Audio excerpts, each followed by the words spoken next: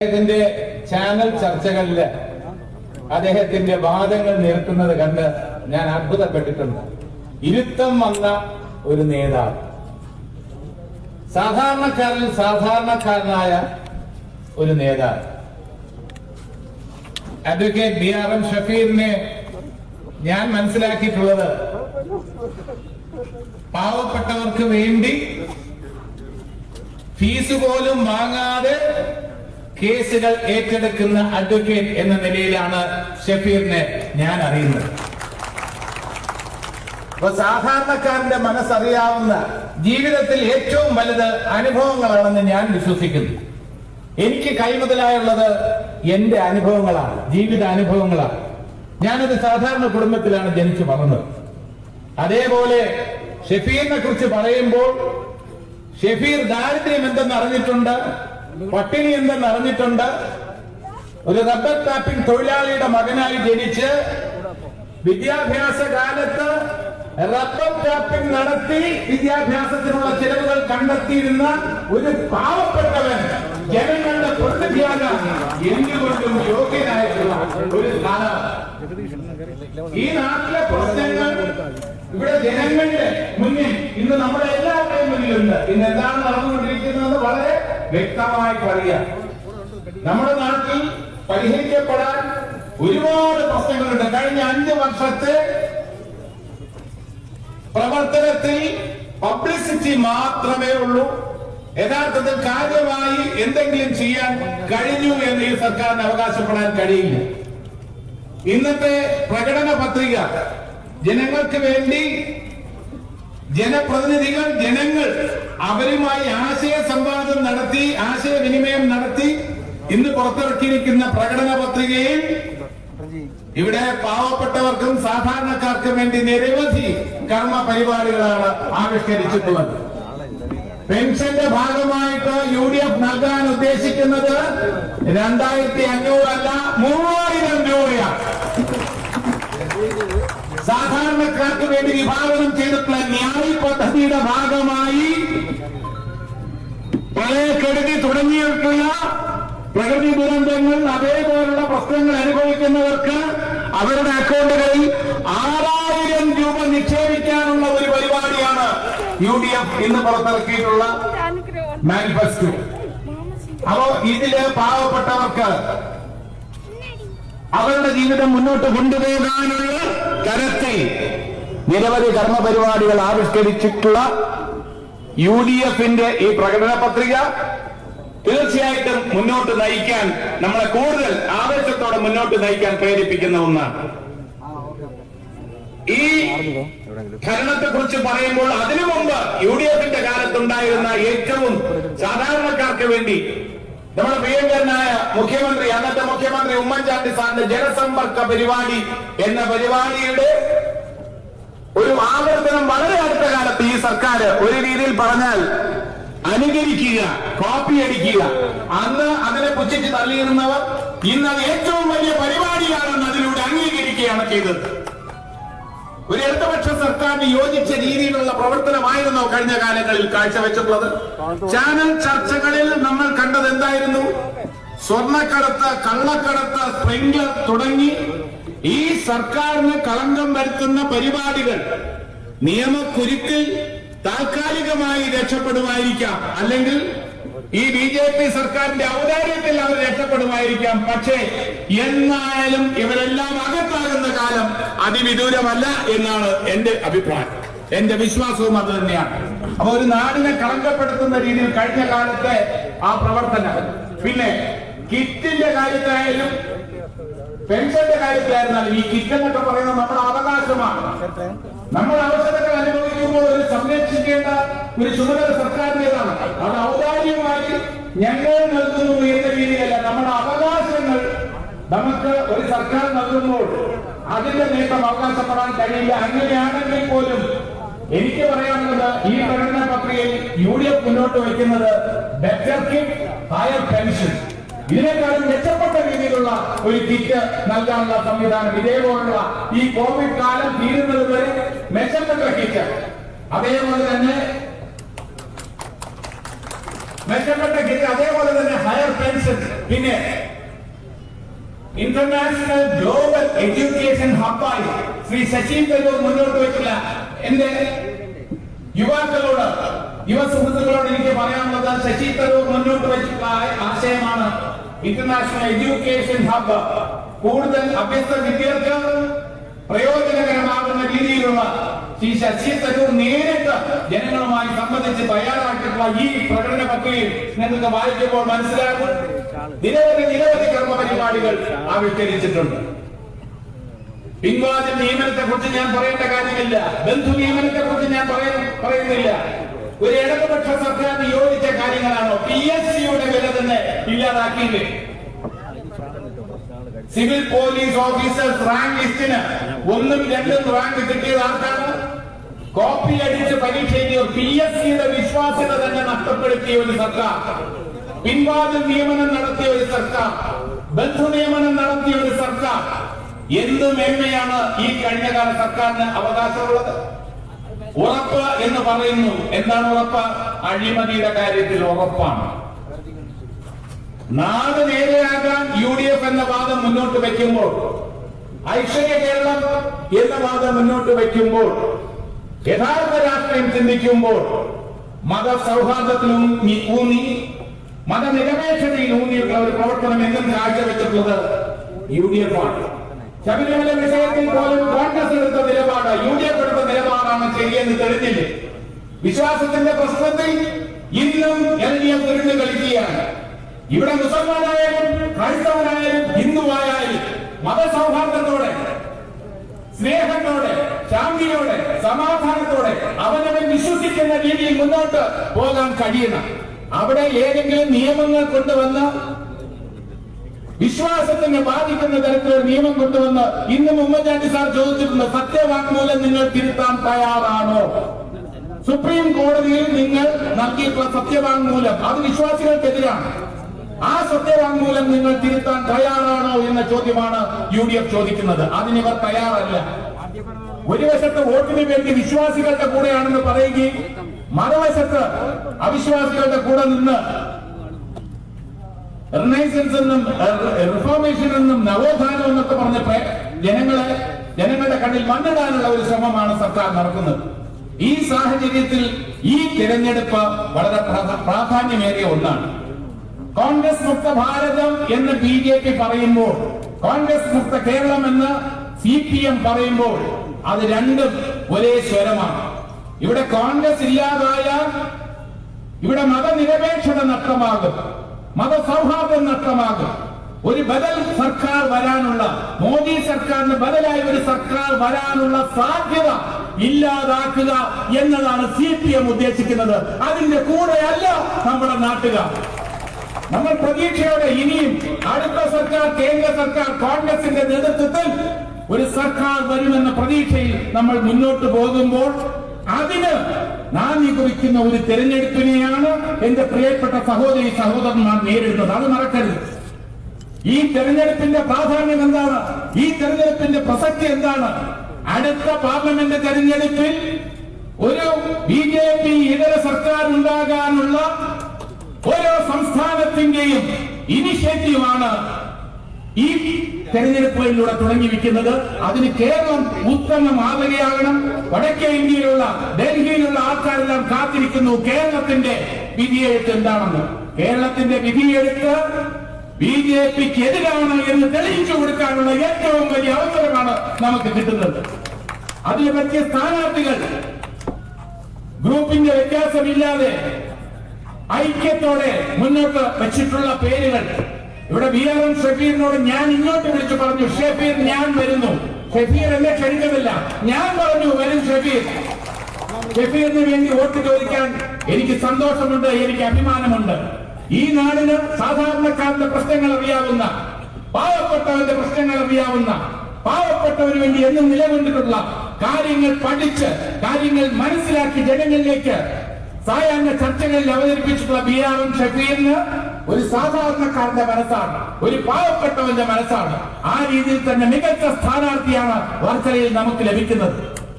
ആ അവസരം പ്രയോജനപ്പെടുത്തി നാടിന്റെ ആപൽക്കരമായിട്ടുള്ള അവസ്ഥകളിലേക്കുള്ള പോക്കിന് തടയിടാൻ വേണ്ടിയാണ് UDF ഇത്തരം സ്ഥാനാർത്ഥികളെ മുന്നോട്ട് വെക്കുന്നത്, മുന്നോട്ട് നിർത്തുന്നത്. ഇവരുടെ വിജയത്തിലൂടെ നമ്മൾ ആഗ്രഹിക്കുന്നത്, നമ്മൾ സാക്ഷാത്കരിക്കാൻ പോകുന്നത്, നാളെ ഡൽഹിയിൽ ഒരു കോൺഗ്രസ് സർക്കാർ വരാനുള്ള സാധ്യതയ്ക്ക് അതിന് നാന്ദിയായിട്ടാണ് ഈ തെരഞ്ഞെടുപ്പിനെ നമ്മൾ എല്ലാവരും കാണേണ്ടത്. അതല്ലാതെ കോൺഗ്രസ് മുക്ത ഭാരതം എന്ന് പറഞ്ഞാൽ നമ്മുടെയൊക്കെ തന്നെ ചിന്താഗതി അധമമായ രീതിയിൽ നമ്മളെ ആക്കാൻ വേണ്ടി ഡിവൈഡ് ആൻഡ് റൂൾ, ജാതിയുടെയും മതത്തിന്റെയും പേരിൽ കമ്പാർട്ട്മെന്റുകളാക്കി തരംതിരിച്ച് നിർത്താനുള്ള ആ ഭരണത്തിന് അറുതി വേണം എന്നാവശ്യപ്പെട്ടുകൊണ്ടാണ് നമ്മൾ എല്ലാവരും ഒറ്റക്കെട്ടായി നിലകൊള്ളുന്നത്.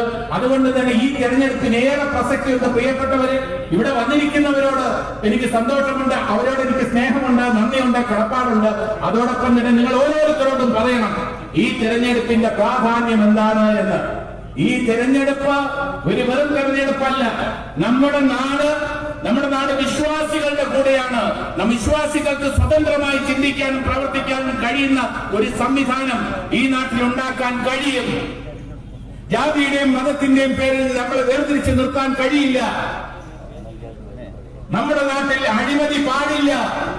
നമ്മുടെ നാട്ടിൽ പിൻവാതിൽ നിയമനം പാടില്ല. നമ്മുടെ നാട്ടിൽ ബന്ധു നിയമനം പാടില്ല.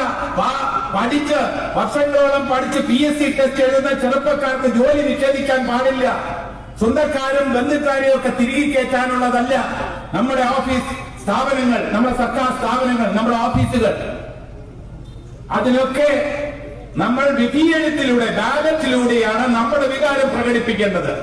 ബാലറ്റിലൂടെ വികാരം പ്രകടിപ്പിക്കുമ്പോൾ ഓരോരുത്തരും ചിന്തിക്കേണ്ടത് ഒരു better tomorrow, for a better tomorrow, നല്ലൊരു നാളേക്ക് വേണ്ടി നമുക്ക് എന്തൊക്കെ ചെയ്യാൻ കഴിയും.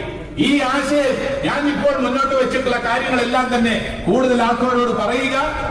നമ്മുടെ ഈ തെരഞ്ഞെടുപ്പിന്റെ പ്രാധാന്യവും പ്രസക്തിയും എല്ലാവരിലേക്കും എത്തിക്കണമെന്ന് വിനീതമായി അഭ്യർത്ഥിച്ചുകൊണ്ട് നമ്മുടെ പ്രിയങ്കരനായ സ്ഥാനാർത്ഥി എന്റെ പ്രിയ സഹോദരൻ BRN ഷഫീറിന് കൈപ്പത്തി അടയാളത്തിൽ വോട്ട് രേഖപ്പെടുത്തി വൻപിച്ച ഭൂരിപക്ഷത്തോടെ, വർക്കല എന്ന് പറയുന്നത് ഗുരുദേവന്റെ മണ്ണാണ്. ഈ മണ്ണിൽ മതസൗഹാർദ്ദത്തിന്, മതമേതായാലും മനുഷ്യൻ നന്നായാൽ മതി എന്ന് പറഞ്ഞ ആ ഗുരുവാക്യത്തിന് പ്രസക്തിയേറുന്നു. ജാതി മത ചിന്തകൾക്ക് അതീതമായി നാടിനെ വികസനത്തിന്റെ പാതയിലൂടെ നയിക്കാൻ, നമ്മുടെ അടുത്ത തലമുറയ്ക്ക് സന്തോഷത്തോടെ മുന്നോട്ട് ഓരോ ചുവട് വയ്ക്കാൻ UDF സ്ഥാനാർത്ഥികളെ എല്ലാവരെയും വൻപിച്ച ഭൂരിപക്ഷത്തോടെ തെരഞ്ഞെടുക്കണമെന്നും BRN ഷഫീറിനെ വിജയിപ്പിക്കണമെന്ന് അഭ്യർത്ഥിച്ചുകൊണ്ട് ഞാൻ നിർത്തുന്നു. നന്ദി, നമസ്കാരം. അടുത്ത ഈ കൺവെൻഷനെ അഭിസംബോധന ചെയ്യുന്നതിന് വേണ്ടി മലയാളക്കരയിലെ പ്രമുഖ തിരക്കഥാകൃത്തും സംവിധായകനുമായ ശ്രീ രഞ്ജിത്തിനെ ക്ഷണിക്കുന്നു.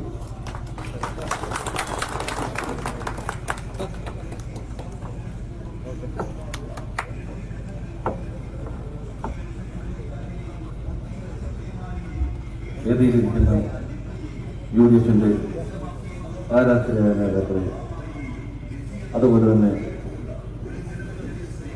ഈ UDFന് വേണ്ടി ഈ ഒരു വെയിലത്തും ഞങ്ങൾ തടവില്ല എന്ന് പറഞ്ഞുകൊണ്ട് വന്നിരിക്കുന്ന അമ്മമാര്, അതുപോലെ തന്നെ പ്രിയപ്പെട്ട സുഹൃത്തുക്കൾ, എല്ലാവർക്കും എൻ്റെ നമസ്കാരം. ഇത് ഇങ്ങനെ ഒരു കാര്യം ഇപ്പൊ ഞങ്ങളിപ്പോ എല്ലാ ഭാഗത്തുനിന്നും സിനിമയുമായി ബന്ധപ്പെട്ട ആളുകൾ ഈ പറയുന്ന തിരഞ്ഞെടുപ്പിൽ UDFന് വേണ്ടി പ്രവർത്തിക്കുവാൻ വളരെ ശക്തമായി ഇറങ്ങിയിരിക്കുന്നതിന്റെ കാരണം കേരളത്തില് ഒരു വികസനം കൊണ്ടുവരുവാൻ UDFന് മാത്രമേ പറ്റൂ എന്ന് വിശ്വസിക്കുന്ന ഒരു വലിയ ജനതയ്ക്ക് വേണ്ടിയാണ് ഞങ്ങൾ പോരാടുന്നത്. കാരണം ഇത് നമ്മുടെ നിർണായകമായ തിരഞ്ഞെടുപ്പാണ്. ഈ തിരഞ്ഞെടുപ്പ് എന്ന് പറയുന്നത് വരും കാലങ്ങളിലല്ലാതെ എല്ലാം അറിയാം. 5 വർഷം കഴിയുമ്പോൾ അടുത്ത് വരുന്നു, അങ്ങനെ വരുന്നു എന്നൊക്കെ പറയുന്നു. പക്ഷേ ഇവിടെ ഈ തിരഞ്ഞെടുപ്പിൽ ഒരു ചെറിയ ഭൂരിപക്ഷത്തിലൊന്നും നമുക്ക് ജയിച്ചിട്ട് കാര്യമില്ല. ഇവിടെ തുടച്ചു നീക്കപ്പെടുന്ന ഒരവസ്ഥയിലേക്ക് ഇവിടെ ഒരു വലിയ വിജയം ഉണ്ടാക്കിക്കൊണ്ട് വരുവാൻ ഒരു വലിയ നല്ല ഒരു സ്ഥാനാർത്ഥികളെ നമ്മളിവിടെ പ്രഖ്യാപിച്ചിട്ടുണ്ട്. ആ കൂട്ടത്തിൽ ആദ്യം തന്നെ ഇന്ന് KPCC ഓഫീസിൽ നിന്ന് വരുമ്പോൾ ഞാനും ജഗദീഷായിട്ടും കൂടെ വരുമ്പോൾ നമ്മൾ പറഞ്ഞുകൊണ്ട് വന്ന കാര്യം ഇതാണ്. വർക്കലക്കാര് ഇപ്പൊ ഇരിക്കുന്ന ഗഹാർ MLA അദ്ദേഹം വളരെ നല്ല മനുഷ്യനാണെന്ന് നിങ്ങൾക്ക് എല്ലാവർക്കും അറിയാം. അതുപോലെ തന്നെ നിങ്ങൾക്ക് എന്നും വിശ്വസിക്കാൻ കഴിയുന്ന ഒരു വലിയ ഒരു മനസ്സുള്ള ഒരാളാണ് ഷഫീർ എന്നുള്ളത് ഞാൻ നിങ്ങളോട് പറയുന്നു. കാരണം ഷഫീറിന്റെ ഇപ്പൊ ഈ പറയുന്ന തിരുവനന്തപുരം ഏരിയയിൽ ആദ്യമായി വരുന്നത് ഇവിടെയാണ്. അപ്പൊ ഇവിടെ വരുമ്പോൾ തന്നെ നമുക്ക് ഷഫീറിനോടുള്ള ഒരു സ്നേഹമുണ്ട്. കാരണം ഷഫീറിനെ കുറിച്ച് പല കാര്യങ്ങളും ഞാൻ മനസ്സിലാക്കിയിട്ടുണ്ട്. ഞങ്ങളത് സംസാരിച്ചുകൊണ്ടാണ് വന്നത്. ഒരു ചെറിയ ഒരു കുടുംബത്തിൽ നിന്ന് അദ്ദേഹത്തിന്റെ പെങ്ങന്മാരെ കല്യാണം കഴിക്കാനും അതിനൊക്കെ വേണ്ടി കഷ്ടപ്പെട്ട കഥകളൊക്കെ എനിക്ക് പലതും അറിയാം. അതിനെക്കുറിച്ചൊക്കെ പറഞ്ഞാൽ നമ്മൾ വളരെ വിഷമിച്ചു പോകും. സാധാരണക്കാരുടെ വിഷമം അറിയുന്ന, സാധാരണക്കാരുടെ രക്ഷപ്പെടണമെന്ന് വിചാരിക്കുന്ന, സാധാരണക്കാർക്ക് വേണ്ടി പ്രവർത്തിക്കുന്ന അങ്ങനെയുള്ള ഒരു കോൺഗ്രസ് പ്രവർത്തകർ ഒരു KSUവിൽ കൂടി വന്ന് ഈ തലമുറകളായിട്ട് മാറി വന്ന് ഇന്ന് കോൺഗ്രസിന്റെ ഒരിക്കലും പ്രതീക്ഷിക്കാത്ത സമയത്ത് ഒരു സ്ഥാനാർത്ഥിയാകുമ്പോൾ അത് ദൈവത്തിന്റെ നിശ്ചയമാണ്. അദ്ദേഹം ജയിച്ചേ മതിയാവുന്ന ദൈവം തീരുമാനിച്ചിട്ടുണ്ട്. ഇവിടെ ഷഫീർ ഒരു വലിയ വിജയമായി അല്ലെങ്കിൽ ഒരു വലിയ ഭൂരിപക്ഷത്തോട്, നിങ്ങൾ ചെറിയ ഭൂരിപക്ഷത്തിലൊന്നും വിജയിപ്പിച്ചിട്ട് കാര്യമില്ല, ഒരു ശക്തനാണ് ഇവിടെ നിൽക്കുന്നതെന്ന് തെളിയിച്ചുകൊണ്ട് ഒരു വലിയ ഭൂരിപക്ഷത്തോടെ വിജയിപ്പിച്ചുകൊണ്ട് UDFനെ അധികാരത്തിൽ എത്തിക്കുവാനും UDFന് വേണ്ടി ശക്തമായി പ്രവർത്തിക്കുന്ന ഒരു MLA സമ്മാനിക്കുവാനും നിങ്ങൾ തയ്യാറാണെന്ന് പറഞ്ഞുകൊണ്ട് നിർത്തുന്നു. നന്ദി, നമസ്കാരം.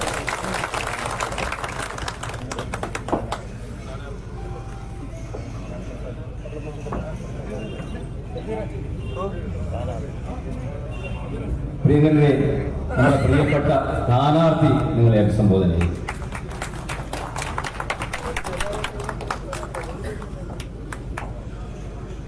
ഈ പുറകിൽ നിൽക്കുന്ന ആളുകൾ മുന്നോട്ട് വരണമെന്ന് അഭ്യർത്ഥിക്കുകയാണ്. കുറച്ച് സമയത്തേക്ക് ഒരു അല്പം വെയിൽ കൊണ്ടാലും വേണ്ടില്ല, മുഴുവൻ UDFന്റെ പ്രവർത്തകരും മുന്നിലേക്ക് വരണമെന്ന് അഭ്യർത്ഥിക്കും.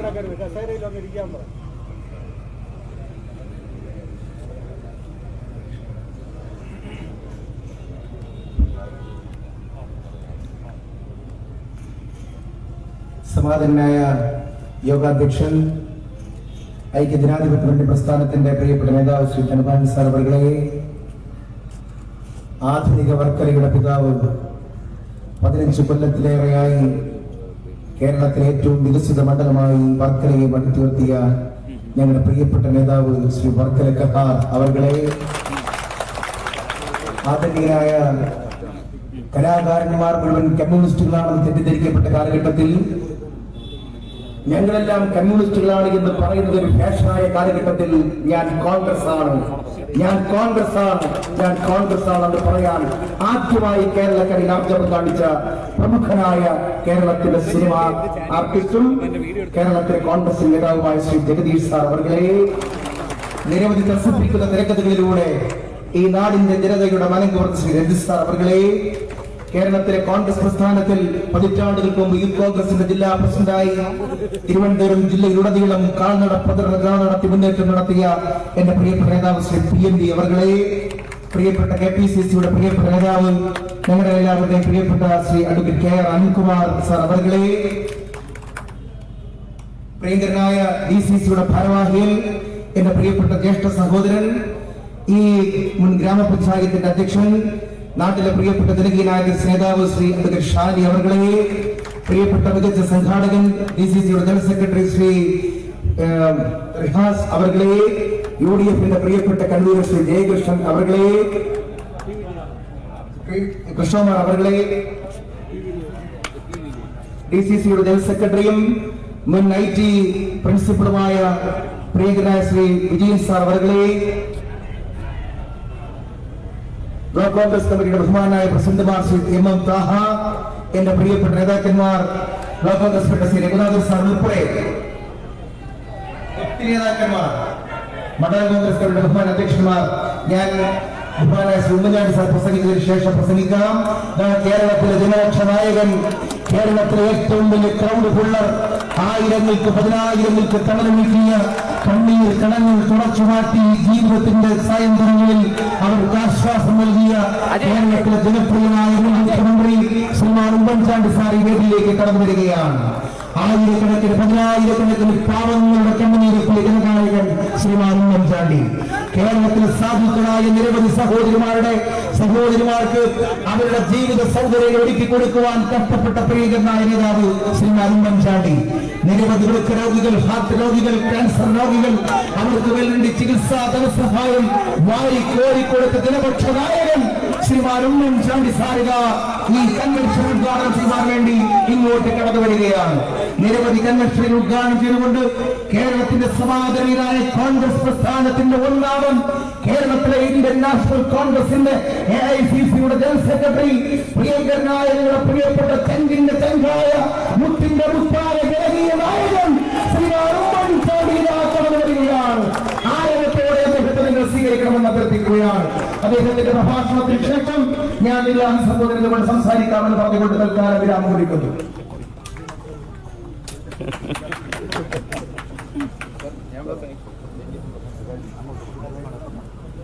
ബഹുമാനികളെ, നമ്മുടെ തെരഞ്ഞെടുപ്പ് കൺവെൻഷൻ ഔദ്യോഗികമായി ആരംഭിക്കുകയാണ്. ഇവിടെ ധാരാളം ആളുകൾ തിങ്ങി നിറഞ്ഞ് നിൽക്കുന്നു. പക്ഷേ ഒഴിഞ്ഞ കസേരകൾ നടക്കുന്നു. വെയില് എല്ലാം മാറ്റിവെച്ച് ആ നിൽക്കുന്ന മുഴുവൻ ആളുകളും ഒരു കസേര പോലും ഒഴിയുന്ന അവസരമുണ്ട്. മുഴുവൻ ആളുകൾ ആ കസേരയിലേക്ക് കടന്നു വന്നിരിക്കണമെന്ന് വിനയപുരസരം അഭ്യർത്ഥിക്കുകയാണ്. ഈ സമ്മേളനം സമ്പുഷ്ടമാക്കുന്നതിന് വേണ്ടിയാണ് എന്റെ പ്രിയപ്പെട്ട സഹപ്രവർത്തകരോട് ഈ വെയിൽ അല്പം സഹിക്കണം, നിങ്ങൾ ഇങ്ങോട്ട് കടന്നു വന്നിരിക്കണമെന്ന് വിനയപുരസരം അഭ്യർത്ഥിക്കുന്നു. നമ്മുടെ തെരഞ്ഞെടുപ്പ് വർക്കല നിയോജക മണ്ഡലത്തിലെ ഐക്യ ജനാധിപത്യ മുന്നണിയുടെ തെരഞ്ഞെടുപ്പ് കൺവെൻഷൻ ആരംഭിക്കുകയാണ്. ഈ യോഗത്തിന് അധ്യക്ഷത വഹിക്കുന്നതിന് വേണ്ടി Varkala UDF chairman Shri V ധനപാലിനെ ക്ഷണിക്കുന്നു.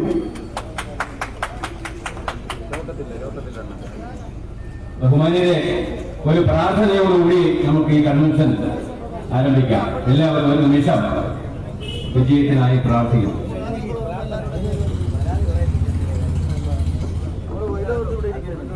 ശരി, ഈ കൺവെൻഷനിൽ സ്വാഗതം ആശംസിക്കുന്നതിന് വേണ്ടി UDFന്റെ വർക്കല നിയോജകമണ്ഡലം കൺവീനർ അഡ്വക്കേറ്റ് കൃഷ്ണകുമാറിനെ ക്ഷണിക്കുന്നു.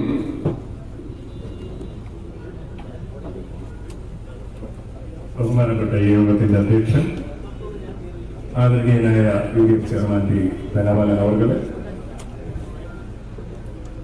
ഈ വർക്കല അസംബ്ലി നിയോജകമണ്ഡല കൺവെൻഷൻ ഔപചാരികമായി ഇന്നിവിടെ ഉദ്ഘാടനം ചെയ്യാൻ എത്തിച്ചേർന്നിട്ടുള്ള നമ്മുടെ എല്ലാം പ്രിയങ്കരനും മുൻ മുഖ്യമന്ത്രിയും ഇന്ത്യൻ നാഷണൽ കോൺഗ്രസിന്റെ ഭീഷ്മാചാര്യനുമായ ശ്രീ ഉമ്മൻചാണ്ടി അവർ, ഏറെ ആദരണീയനായ നമ്മുടെ ബഹുമാനപ്പെട്ട MP ശ്രീ അടൂർ പ്രകാശ്, വർക്കല കഹാറിന്റെ പിൻഗാമിയായി KPCC നേതൃത്വം വർക്കലയ്ക്ക് സമ്മാനിച്ച നമ്മുടെ എല്ലാം പ്രിയങ്കരനായ സ്ഥാനാർത്ഥി BRM ഷഫീഖ്, മറ്റു വേദിയിലും സദസ്സിലും ഉപേക്ഷയായിട്ടുള്ള UDF നേതാക്കന്മാരെ, ജനാധിപത്യ വിശ്വാസികളെ, ഏറെ പ്രാധാന്യം അർഹിക്കുന്ന ഒരു നിയമസഭാ തെരഞ്ഞെടുപ്പാണ് നമ്മുടെ മുന്നിൽ നിൽക്കുന്നത്. വളരെ സങ്കീർണമായ ഒട്ടനവധി രാഷ്ട്രീയ വിഷയങ്ങൾ ഈ തെരഞ്ഞെടുപ്പിൽ ചർച്ചയാവുകയാണ്. ബഹുമാന്യരായ നമ്മുടെ ഉദ്ഘാടകര് അതിവേഗം ഇവിടെ നിന്ന് ഉദ്ഘാടനം നടത്തിയ ശേഷം അടുത്ത സ്ഥലത്തേക്ക് പോകേണ്ടതായിട്ടുള്ളതുകൊണ്ട് എനിക്കൊരു നിർദ്ദേശം കിട്ടിയ അനുസരിച്ച് ഒരു സ്വാഗത പ്രസംഗത്തിന് ഞാൻ മുതിരുന്നില്ല. എങ്കിൽ തന്നെ എനിക്കൊരു കാര്യം പറഞ്ഞേ പറ്റൂ. കാരണം ടൂറിസം മേഖലയിൽ ഇന്ത്യയുടെ ഭൂപടത്തിൽ, ലോകത്തിന്റെ ഭൂപടത്തിൽ സ്ഥാനം പിടിച്ച സ്ഥലമാണ് വർക്കല. ആ വർക്കലയ്ക്ക് ഒരു താലൂക്ക് ഓഫീസ് സമ്മാനിച്ച മുൻ മുഖ്യമന്ത്രിയാണ് നമ്മുടെ മുന്നിൽ ഇപ്പോൾ ഇരിക്കുന്നത്. അദ്ദേഹം 2014 മാർച്ച് 16 പ്രഖ്യാപിച്ച ഈ വർക്കല താലൂക്കാണ് ഇന്ന് നമ്മുടെ വർക്കലയുടെ വികസനത്തിനെല്ലാം നാന്ദി കുറിച്ചിട്ടുള്ളത്. അദ്ദേഹത്തിന് വീണ്ടും അദ്ദേഹത്തിന്റെയും രമേശ് ചെന്നിത്തലയുടെ നേതൃത്വത്തിലുള്ള ഐക്യ ജനാധിപത്യ മുന്നണി സർക്കാർ അധികാരത്തിൽ എത്തിക്കുന്നതിന് വേണ്ടിയാണ് നമ്മൾ ഇന്നിവിടെ ഈ കൺവെൻഷൻ കൂടിയിരിക്കുന്നത്. ഞാൻ എന്റെ കർത്തവ്യത്തിലേക്ക് കടക്കുകയാണ്. ഈ സമ്മേളനത്തിന് അധ്യക്ഷം വഹിക്കുന്നത് ബഹുമാന്യനായ നമ്മുടെ UDFന്റെ ചെയർമാൻ ശ്രീ പി ധനപാലൻ അവர்களാണ്. അദ്ദേഹത്തെ ഞാൻ ഈ വേദിയിലേക്ക് സ്വാഗതം ചെയ്തുകൊള്ളുന്നു. അതോടൊപ്പം ഇന്ന് ഈ കൺവെൻഷൻ ഔപചാരികമായി ഉദ്ഘാടനം ചെയ്യാൻ എത്തിച്ചേർന്നിട്ടുള്ള നമ്മുടെ എല്ലാം പ്രിയങ്കരനും നമ്മുടെ എല്ലാം ശ്രീ സ്ഥാനാർത്ഥി പറഞ്ഞതുപോലെ മുത്തുമായ ശ്രീ ഉമ്മൻചാണ്ടി സാറിനെ ഏറെ ആദരവോടുകൂടിയ വേദിയിലേക്ക് സ്വാഗതം ചെയ്തുകൊള്ളു. അതോടൊപ്പം 3 പതിറ്റാണ്ടിന് ശേഷം ഈ ആറ്റിങ്ങൽ പാർലമെന്റ് മണ്ഡലം നമുക്ക് തിരിച്ചു പിടിച്ച നമ്മുടെ എല്ലാം ആദരണീയനായ ബഹുമാനത്തിനായ അടൂർ പ്രകാശ് എം പി ആദരവോടും ഈ വേദിയിലേക്ക് സ്വാഗതം ചെയ്യുന്നു. നമ്മുടെ എല്ലാം പ്രിയങ്കരനും വർക്കല കഹാറിന്റെ പിൻഗാമിയുമായി എത്തിച്ചേർന്ന് ഈ മണ്ഡലം പിടിച്ചടക്കുവാനായി അഹോരാത്രമായിരിക്കുന്ന നമ്മുടെ സഹോദരനായ അഡ്വക്കേറ്റ് BR ഷഹീറിനെ ഞാൻ ഈ വേദിയിലേക്ക് സ്വാഗതം ചെയ്തു. അതോടൊപ്പം നമ്മുടെ KPCC നിർവാഹക സമിതി അംഗമായ PM ബഷീർ അവരെ സ്വാഗതം ചെയ്തുകൊള്ളുന്നു. KPCC മെമ്പർമാരായ അഡ്വക്കേറ്റ് KR അനിൽകുമാർ അദ്ദേഹത്തെ സ്വാഗതം ചെയ്തുകൊള്ളുന്നു. ശ്രീ P വിജയൻ അവരെ സ്വാഗതം ചെയ്തുകൊള്ളുന്നു. അതോടൊപ്പം ഈ വർക്കലയിൽ 2001 വരെ ഒരു പക്ഷേ ഇടതുപക്ഷ ജനാധിപത്യ മുന്നണിയുടെ കോട്ടയായിരുന്നു ഈ വർക്കല നിയോജക മണ്ഡലം. അത് തിരിച്ചു പിടിച്ച ഏക വ്യക്തി നമ്മുടെ ബഹുമാന്യനായ ശ്രീ വർക്കല കഹാർ അദ്ദേഹമാണ്. അദ്ദേഹത്തിന്റെ 15 വർഷത്തെ നേട്ടം മാത്രമേ വർക്കലയെ നമുക്ക് എടുത്ത് കാണിക്കുവാനുള്ളൂ. അതിന്റെ പിൻഗാമിയായാണ് നമ്മുടെ ഷഹീറിലൂടെ എത്തിച്ചേർന്നിട്ടുള്ളത്. ശ്രീ വർക്കല കഹാർ XMLA ഏറെ ആദരവോടെ വേദിയിലേക്ക് ഞാൻ സ്വാഗതം ആശംസിക്കുന്നു. അതോടൊപ്പം നമ്മുടെ DCC vice president advocate Rihas, advocate B Shali, general സെക്രട്ടറിമാരിപ്പുണ്ട്. ശ്രീ P വിജയൻ, ബ്ലോക്ക് പ്രസിഡന്റുമാരായ Raghunathan sir, advocate MM Thaha, അതുപോലെ നമ്മുടെ ഘടകകക്ഷികളായ ഭാരതീയ നാഷണലിസ്റ്റ് ജനതാദൾ ജില്ലാ secretary Vettoor Jayakumar, NCK block president Sunil Soman, അതോടൊപ്പം മുൻ പഞ്ചായത്ത് പ്രസിഡന്റ് അഡ്വക്കേറ്റ് അസീം ഹുസൈൻ,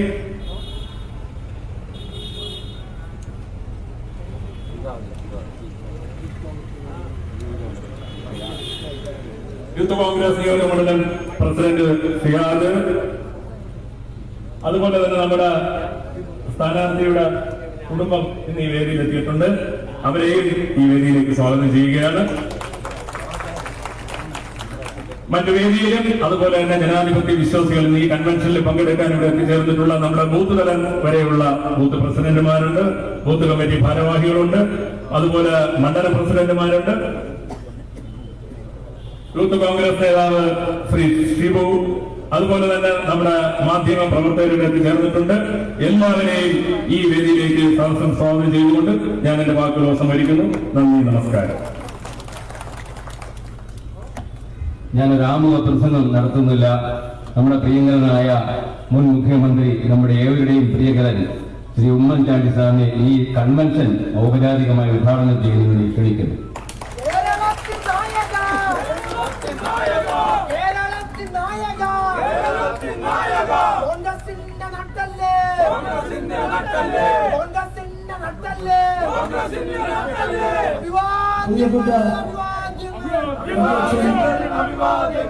ധന്യവാദം. നമ്മുടെ പ്രിയങ്കരനായ MP ശ്രീ അടൂർ പ്രകാശ്, പ്രിയപ്പെട്ട ശ്രീ വർക്കല കഹാർ, അഡ്വക്കേറ്റ് നമ്മുടെ പ്രിയപ്പെട്ട സ്ഥാനാർത്ഥി advocate BR Shafeer, Shri PM Basheer, Shri KR Anilkumar, Shri Raghunathan, Shri MM Thaha, advocate Shali, Shri P Vijayan, advocate Vikas, മറ്റ് UDFന്റെ നേതാക്കളെ, സഹോദരി സഹോദരന്മാരെ, സുഹൃത്തുക്കളെ, ഈ വെയിലത്ത് നിങ്ങളെല്ലാം ഒത്തുകൂടിയിരിക്കുന്നത് കാണുമ്പോൾ നിങ്ങൾ ഇപ്രാവശ്യം മക്കളെ തിരിച്ചു പിടിക്കും എന്നുള്ള ഉറച്ച തീരുമാനത്തോടുകൂടിയാണ്. ഈ നിയോജകമണ്ഡലത്തെ ദീർഘനാൾ പ്രതിനിധീകരിച്ചിരുന്ന ശ്രീ വർക്കല കഹാർ സ്റ്റേജിലുണ്ട്. അദ്ദേഹം വർക്കലയ്ക്ക് വേണ്ടിയും ഈ നിയോജകമണ്ഡലത്തിന് വേണ്ടിയും ചെയ്തിട്ടുള്ള കാര്യങ്ങളൊക്കെ നിങ്ങൾക്കറിയാം. ഈ വർക്കല ശിവഗിരി മഠത്തിന്റെ സാന്നിധ്യം കൊണ്ട് ലോകപ്രസിദ്ധമായ സ്ഥലമാണ്. ആ ശിവഗിരിയായിട്ട് ബന്ധപ്പെട്ടിട്ടുള്ള വികസന പ്രവർത്തനങ്ങൾ, ഗുരുദേവന്റെ ജീവിതം പാർട്ടി പദ്ധതിയാക്കുന്നതിന് വേണ്ടിയിട്ടുള്ള നടപടികൾ അടക്കം ഉള്ള കാര്യങ്ങളിൽ അദ്ദേഹം വഹിച്ച പങ്ക് ഇവിടുത്തെ ഗതാഗത യാത്രാ സൗകര്യങ്ങൾ വർദ്ധിപ്പിക്കുന്നതിന് വേണ്ടി അദ്ദേഹം നടത്തിയിട്ടുള്ള ശ്രമങ്ങൾ ഒക്കെ എല്ലാവർക്കും അറിയാം. അദ്ദേഹത്തിൻ്റെ പിൻഗാമിയാകാൻ ഇന്ന് കോൺഗ്രസ് നിങ്ങളുടെ മുമ്പിലേക്ക് അവതരിപ്പിച്ചിരിക്കുന്ന സ്ഥാനാർത്ഥി ശ്രീ പി.എം. ഷഫീർ, അദ്ദേഹം അതുപോലെ തന്നെ ശ്രീ പ്രസാദിന്റെ ആ കാർഷികളെ പിന്തുടരുന്ന ഒരു ജനപ്രതിനിധി ആയിരിക്കും എന്നെനിക്ക് പൂർണ്ണ വിശ്വാസമുണ്ട്. കാരണം അദ്ദേഹത്തെ കുറിച്ച് ഉള്ള ഒരു പത്രത്തിലെ ഒരു വാർത്തയുണ്ട്. നിങ്ങളുടെ കയ്യിലൊക്കെ ഇരിക്കുന്ന പത്രത്തിൽ തന്നെയാണ്, നിങ്ങൾ വായിച്ചു കാണും. 1 രൂപ വക്കീല്. അപ്പൊ 1 രൂപ വക്കീലെന്ന് പറഞ്ഞാൽ കേസില്ലാത്ത വക്കീലെന്നല്ല, മറിച്ച് പാവപ്പെട്ടവരുടെ കയ്യിൽ 1 രൂപ ഫീസ് വാങ്ങി കഴിയുക. അതൊരു പൊതുപ്രവർത്തകന് കിട്ടാവുന്ന ഏറ്റവും വലിയൊരു അംഗീകാരമായിട്ടാണ്, ഒരു ക്രെഡിറ്റായിട്ടാണ് ഞാൻ കാണുന്നത്. കാരണം മറ്റുള്ളവരെ സഹായിക്കാൻ, മറ്റുള്ളവർക്ക് വേണ്ടി വാദിക്കാൻ, അറിയിക്കുന്നവർക്ക് വേണ്ടി അങ്ങേയറ്റം സഹായം ചെയ്യാനൊക്കെ അദ്ദേഹം പ്രത്യേക താല്പര്യം കാണിക്കുന്നു എന്നുള്ളതാണ് ഞാൻ മനസ്സിലാക്കുന്നത്. നിങ്ങളുടെ എല്ലാവിധ സഹായങ്ങളും നൽകി അദ്ദേഹത്തെ കൈപ്പറ്റി ചിഹ്നത്തിൽ വോട്ട് ചെയ്ത് വിജയിപ്പിക്കണമെന്ന് നിങ്ങളോട് ആദ്യമായിട്ട് എന്നെ വിനീതമായി അഭ്യർത്ഥിക്കുക. ഇന്നിപ്പോൾ മാർക്സിസ്റ്റ് പാർട്ടി തുടർ ഭരണം എന്ന മുദ്രാവാക്യമായിട്ട് രംഗത്ത് വന്നിരിക്കുകയാണ്. എന്തിനാണ് അവർക്ക് അർഹത? തുടർ ഭരണം ലഭിക്കുന്നതിനുള്ള അർഹതയല്ല. അവർ പറയുന്നത് അവർ കിറ്റ് കൊടുത്തു. നിങ്ങൾക്കറിയാമോ, കേരളത്തിലെ ജനങ്ങളുടെ ഓർമ്മയെ അവർ പരീക്ഷിക്കുകയാണ്. കിറ്റ് അവർ കൊടുത്തു. പക്ഷേ ഇവിടെ തിരുവോണത്തിന് വർഷത്തിലൊരിക്കൽ UDF ഗവൺമെന്റ് ജനങ്ങൾക്ക് കിറ്റ് കൊടുത്തിട്ടുണ്ട്. ആ കിറ്റ് കൊടുക്കണമെന്ന് പറഞ്ഞപ്പോൾ അവർ പുച്ഛിച്ചു. ഒരിക്കലും ഇല്ല, ഞങ്ങൾ തരില്ല. 5 വർഷവും അവര് ഓണക്കിറ്റ് പോലും തരാതെ ഇരുന്നവരാ. UDF കൊടുത്തതിനെ പുച്ഛിച്ച് തള്ളിയവരാ. പിന്നെ ഇപ്പം കൊടുക്കുന്ന കാര്യം വേറെയാണ്. തെരഞ്ഞെടുപ്പ് വന്നു, 5 കൊല്ലം പറഞ്ഞ വാഗ്ദാനങ്ങളൊന്നും നിറവേറ്റിയിട്ടില്ല. ഇങ്ങോട്ട് വീട്ടിലോട്ട് വെറുതെ കയറി വിടാൻ ബുദ്ധിമുട്ടുള്ളത് കൊണ്ട് കൊറോണയുടെ പേരിൽ അവർ കിറ്റ് കൊടുത്തു എന്ന് മാത്രമല്ല. പക്ഷെ നിങ്ങളെ സഹാക്കളോട് ചോദ്യം ചോദിക്കണം. ഇവിടെ 2011 ശ്രീ കഥാറുമൊക്കെ നിങ്ങളുടെ MLA ആയിരുന്ന കാലത്ത് ഇവിടെ UDFന്റെ ഗവൺമെന്റ് വന്നപ്പോൾ സൗജന്യ അരി ഇവിടെ നൽകിയതാണ്. BPL കുടുംബങ്ങൾക്കെല്ലാം. അതും ആ ഗവൺമെന്റിന്റെ അവസാന നാളൊന്നുമല്ല. ഇപ്പൊ LDF ഗവൺമെന്റ് ചില കാര്യങ്ങളൊക്കെ ചെയ്തത് 5ാമത്തെ വർഷം, 4 വർഷം അവർക്ക് അതിന്റെ ദോഷം വന്നില്ല. 5ാം വർഷമാണ്. 1 വർഷത്തെ ബാധ്യത ഏറ്റെടുത്തത്. UDF ഗവൺമെന്റ് അധികാരമേറ്റ് 100 ദിവസത്തിനുള്ളിൽ BPL കുടുംബങ്ങൾക്കെല്ലാം സൗജന്യമായി നമ്മുടെ ശാന്തിഗിരി ആശ്രമത്തിൽ വെച്ചാണ് അതിന്റെ ഉദ്ഘാടനം ശ്രീ AK ആന്റണി നിർവഹിച്ചു. 5 കൊല്ലവും മുടങ്ങാതെ ഈ BPL കുടുംബങ്ങൾക്കെല്ലാം സൗജന്യമായി കൊടുത്തു. ഇവര് വന്നിട്ട് പറഞ്ഞു, അങ്ങനെ വേണ്ട, സൗജന്യമായിട്ട് ആരും പോയി ഭക്ഷണം കഴിക്കേണ്ട. 1 കിലോ അരിക്ക് 2 രൂപ അവർ വിലയിട്ടു. 2 രൂപ. നിങ്ങളെ BPL കുടുംബത്തിൽപ്പെട്ട കുടുംബങ്ങളുണ്ടല്ലോ, നിങ്ങൾക്കറിയാമല്ലോ. അന്ന് 5 കൊല്ലം സൗജന്യം. ഇവർ വന്നത് 2 രൂപ. എന്തായാലും 2 രൂപ ഇടത്തിൽ കയറ്റുന്നറിയാമോ? ഈ റേഷൻ കൊടുക്കാൻ തുടങ്ങിയ നാൾ മുതൽ റേഷൻ കൊടുക്കുന്നതിന് ചിലവ് സർക്കാരായിരിക്കില്ല. കാരണം നമ്മുടെ മുഖ്യ ആധാരമാണ് അരി. അപ്പം ആ അരി വാങ്ങുന്നതിന് പൈസ ഗവൺമെന്റ് വാങ്ങത്തില്ല എന്ന് മനസ്സിലാക്കാം. ഇവർ പറഞ്ഞത് സൗകര്യമായിക്കൊണ്ട് നിങ്ങൾ ശരിയാണ്. അതുകൊണ്ട് നിങ്ങൾ അതിന്റെ കൈകാര്യ ചെലവ് 2 രൂപ 1 രൂപ എനിക്ക് തരണമെന്ന് പറഞ്ഞ് ഈടാക്കിയതാണ്. അതാണ് BPL കാരെങ്കിൽ APL കാരെങ്കിൽ 2 രൂപ കൂട്ടി. APL കാർക്ക് നമ്മൾ സൗകര്യം കൊടുത്തില്ല. ഇന്ത്യ ഗവൺമെന്റിൽ നിന്ന് കിട്ടുന്ന വിലയ്ക്ക് 8 രൂപ 90 പൈസയ്ക്ക് കൊടുക്കും. ഇവരത് 2 രൂപ കൂട്ടി അവരെ 10 രൂപ 90 പൈസ. അവരാണ് ഇപ്പോൾ സൗജന്യത്തിന്റെ പേരിൽ പറഞ്ഞ് നടക്കുന്നത്. പാവപ്പെട്ട ഇവിടുത്തെ അരി വിലയ്ക്ക് വാങ്ങി കഴിക്കാൻ ബുദ്ധിമുട്ടുള്ളത് ഉൾപ്പെടെയുള്ളവർക്ക് വയറ്റത്തടിച്ച് 2 രൂപ 1 രൂപ അരിക്കുക. ഈ പാവപ്പെട്ടവരുടെ കഞ്ഞിയിൽ കല്ലുവാരി ചെല്ലുണ്ടോ എന്ന് പറഞ്ഞുകൊണ്ട് ആ പാവപ്പെട്ടവരുടെ വയറ്റത്തടിച്ചുകൊണ്ട് 2 രൂപ നീക്കിയവരാണ് ഇപ്പോൾ വലിയ ഭാഷയായത്.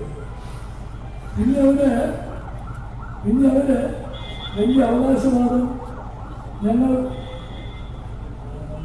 പെൻഷൻ കൊടുക്കുന്നു. പെൻഷൻ കൊടുത്തത് UDF ഗവൺമെന്റ് 2011 അധികാരത്തിൽ വരുമ്പോൾ 13,90,000 പേർക്ക് മാത്രമാണ് പെൻഷൻ ഉണ്ടായിരുന്നത്.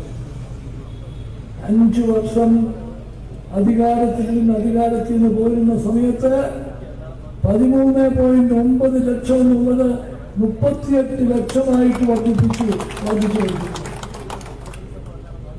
അവിടെ അരിയുടെ കാര്യം പറഞ്ഞ പോലെ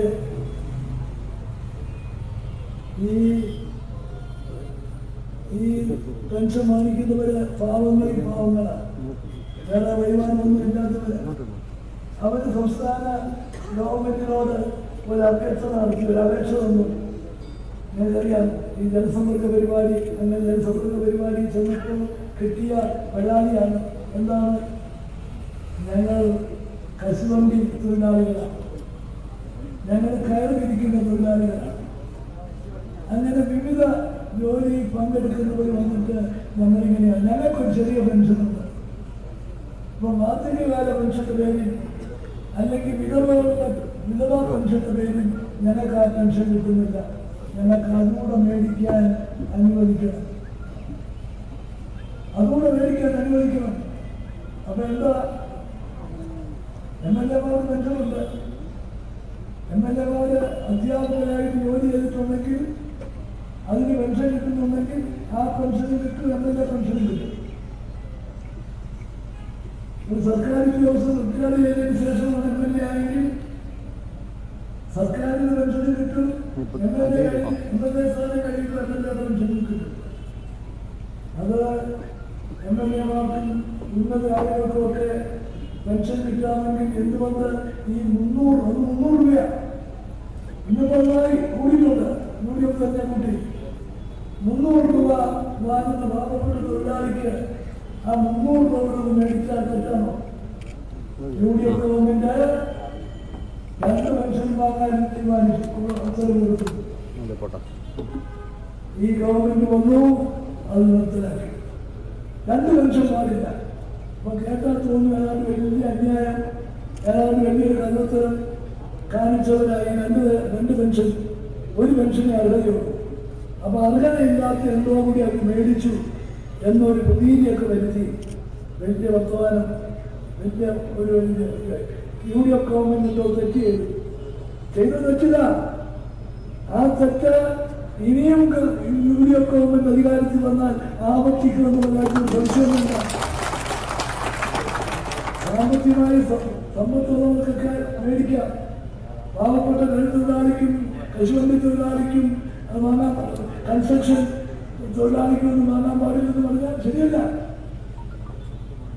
എന്നിട്ട് അവർ വലിയ ബഹളങ്ങൾ ഉണ്ടാക്കി നിയമസഭയിൽ തർക്കങ്ങളായൊക്കെ കഴിഞ്ഞപ്പോൾ കൊടുക്കാൻ തീരുമാനിച്ചതിനകത്തും അവരുടെ ആ എമൗണ്ട് അങ്ങ് വെട്ടിക്കുറച്ചു.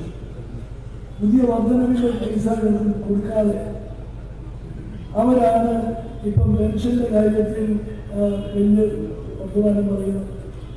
പെൻഷൻ എന്നതിനകത്ത് വർദ്ധിപ്പിച്ചു. UDFിന്റെ കാലത്ത് വർദ്ധിപ്പിച്ചു.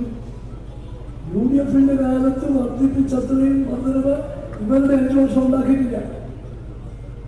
പക്ഷേ UDF വർദ്ധിപ്പിച്ചു, അവരും വർദ്ധിപ്പിച്ചു. പക്ഷേ ഈ പെൻഷൻ 2 തരം പെൻഷൻ, രണ്ട് പെൻഷൻ വാങ്ങാൻ പാടില്ല എന്ന് പറഞ്ഞുണ്ടാക്കിയ ആ തീരുമാനം അവർക്ക് അവസാനം തിരുത്തേണ്ടി വന്നു. തിരുത്തിയപ്പോഴും ഇവരുടെ പൂർണ്ണമായ ആവശ്യം അംഗീകരിച്ചില്ല. അതാണ് നടന്നിട്ടുള്ളത്. UDF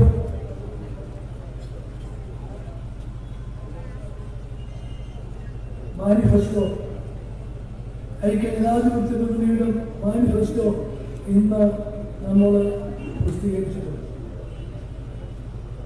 അതില് പറഞ്ഞിട്ടുള്ളൊരു കാര്യം, ഈ സൗജന്യ അരി നിർത്തലാക്കിയ LDFിന്റെ തീരുമാനം അത് പിൻവലിക്കും, അത് പൂർണ്ണമായി സൗജന്യമായി കൊടുക്കും എന്ന് പറഞ്ഞു. അതുപോലെ നമുക്കുള്ളത് ഇന്ന് നമ്മുടെ കുടുംബങ്ങളെല്ലാം ബാധിക്കുന്ന ഏറ്റവും വലിയ പ്രശ്നം ആരോഗ്യ പ്രശ്നം. സ്ഥിരമായി മരുന്ന് കഴിക്കുന്ന ഒരു രോഗിയെങ്കിലും ഇല്ലാത്ത വീടുകൾ കേരളത്തിൽ കാണുന്നില്ല. സ്ഥിരമായിട്ട് മരുന്ന് കഴിക്കുന്നത് ഒരു ചെലവായി വരുന്ന, ഭാരമായിട്ട് വരുന്ന കുടുംബങ്ങൾ ധാരാളമുണ്ട്. അതുപോലെ ആരോഗ്യ പ്രശ്നമില്ല. അതുകൊണ്ട് ഐക്യജനാധിപത്യ മുന്നണിയുടെ ഒരു കാഴ്ചപ്പാട് ആരോഗ്യ രംഗത്ത് സമഗ്രമായ ഒരു മാറ്റം. നമ്മുടെ രാജ്യത്ത് പല അവകാശങ്ങളുണ്ട്. Right to food, right to education, അങ്ങനെയുള്ള അവകാശങ്ങളുണ്ട്. ഇനി നമ്മുടെ രാജ്യത്ത് വേണ്ട ഒരു അവകാശം റൈറ്റ് ടു ഹെൽത്ത്, ആരോഗ്യത്തിനുള്ള അവകാശം എന്ന് പറഞ്ഞാൽ ആരോഗ്യ രംഗത്തെ എല്ലാ സേവനങ്ങളും കേന്ദ്ര സംസ്ഥാന ഗവൺമെന്റുകളുടെ ചെലവിലായിരിക്കും. ഇത് കേന്ദ്ര ഗവൺമെന്റ് നമുക്ക് തീരുമാനിക്കാൻ പറ്റില്ല. ഞങ്ങൾ പല പ്രാവശ്യം മുഖ്യമന്ത്രിമാരുടെ യോഗത്തിലൊക്കെ ഈ പ്രശ്നം ഉന്നയിച്ചിട്ടുണ്ട്. റൈറ്റ് ടു ഹെൽത്ത്, അതാണ് ഈ രാജ്യത്ത് ഇനി വേണ്ടത്. അത് കേട്ടിട്ടില്ല. നമ്മുടെ ശ്രമം തുടരും. കേന്ദ്ര ഗവൺമെന്റ് ശക്തമായി ശ്രമം തുടരും. പക്ഷെ അതോടൊപ്പം അതുവരെ അതുവരെ പാവപ്പെട്ടവരുടെ ചികിത്സയ്ക്കുള്ള സഹായം സംസ്ഥാന ഗവൺമെന്റ് കൊടുത്തേ മതിയാകും, വഹിച്ചേ മതിയാകും. ഞങ്ങളുടെ MP ആരോഗ്യവകുപ്പിന്റെ മന്ത്രിയായിരുന്നിട്ടുണ്ട്, PS ശിവകുമാർ മന്ത്രിയായിരുന്നിട്ടുണ്ട്, തിരുവഞ്ചൂർ രാധാകൃഷ്ണൻ ഇരുന്നിട്ടുണ്ട്. അവരുടെയൊക്കെ കാലത്ത് UDF സ്വീകരിച്ച സമീപനം പരമാവധി ആരോഗ്യ സേവനങ്ങൾ സൗജന്യമാക്കാൻ വേണ്ടി, പാവപ്പെട്ടവർക്ക് ലഭ്യമാക്കാൻ വേണ്ടിയാണ്. അവിടെയും ഇവർ കാണിച്ച ഒരു സമീപനമെന്ന് നോക്കണം. UDF 2011 അധികാരത്തിൽ വരുമ്പോൾ കേരളത്തിൽ 5 ഗവൺമെന്റ് മെഡിക്കൽ കോളേജുകൾ, 5 ഗവൺമെന്റ് മെഡിക്കൽ കോളേജ്. ഏറ്റവും വിദഗ്ധ ചികിത്സ സൗജന്യമായി ഇവിടുത്തെ സാധാരണക്കാർക്ക്, പാവപ്പെട്ടവർക്ക് കിട്ടണമെങ്കിൽ 14 ജില്ലയിൽ മെഡിക്കൽ കോളേജ് വേണം, ഗവൺമെന്റ് മെഡിക്കൽ കോളേജ് വേണമെന്ന് തീരുമാനിച്ചു. അതിനുള്ള പരിപാടികൾ ഇട്ടു. വിജയകരമായി ആ ലക്ഷ്യത്തിലേക്ക് എത്തി. ഇവർ വന്നു, അതെല്ലാം പകരം വെച്ചു. മഞ്ചേരിയിലും പാലക്കാട്ടും ഇടുക്കിയിലും പുതിയ ബോധങ്ങൾ വന്നു കഴിഞ്ഞു. അവർക്ക് അതിനകത്ത് കാര്യമായിട്ടൊന്നും ചെയ്യാൻ സാധിച്ചില്ല. പാരിപ്പള്ളി മെഡിക്കൽ കോളേജ്, കൊച്ചി സഹകരണ മെഡിക്കൽ കോളേജ്, പരിയാരത്തെ സഹകരണ കോളേജ്, ഇത് 3 ഗവൺമെന്റ് ഏറ്റെടുക്കാൻ ഈ ഇവിടുത്തെ മെഡിക്കൽ കോളേജ് അത് ESI ഡിപ്പാർട്ട്മെന്റിന്റെ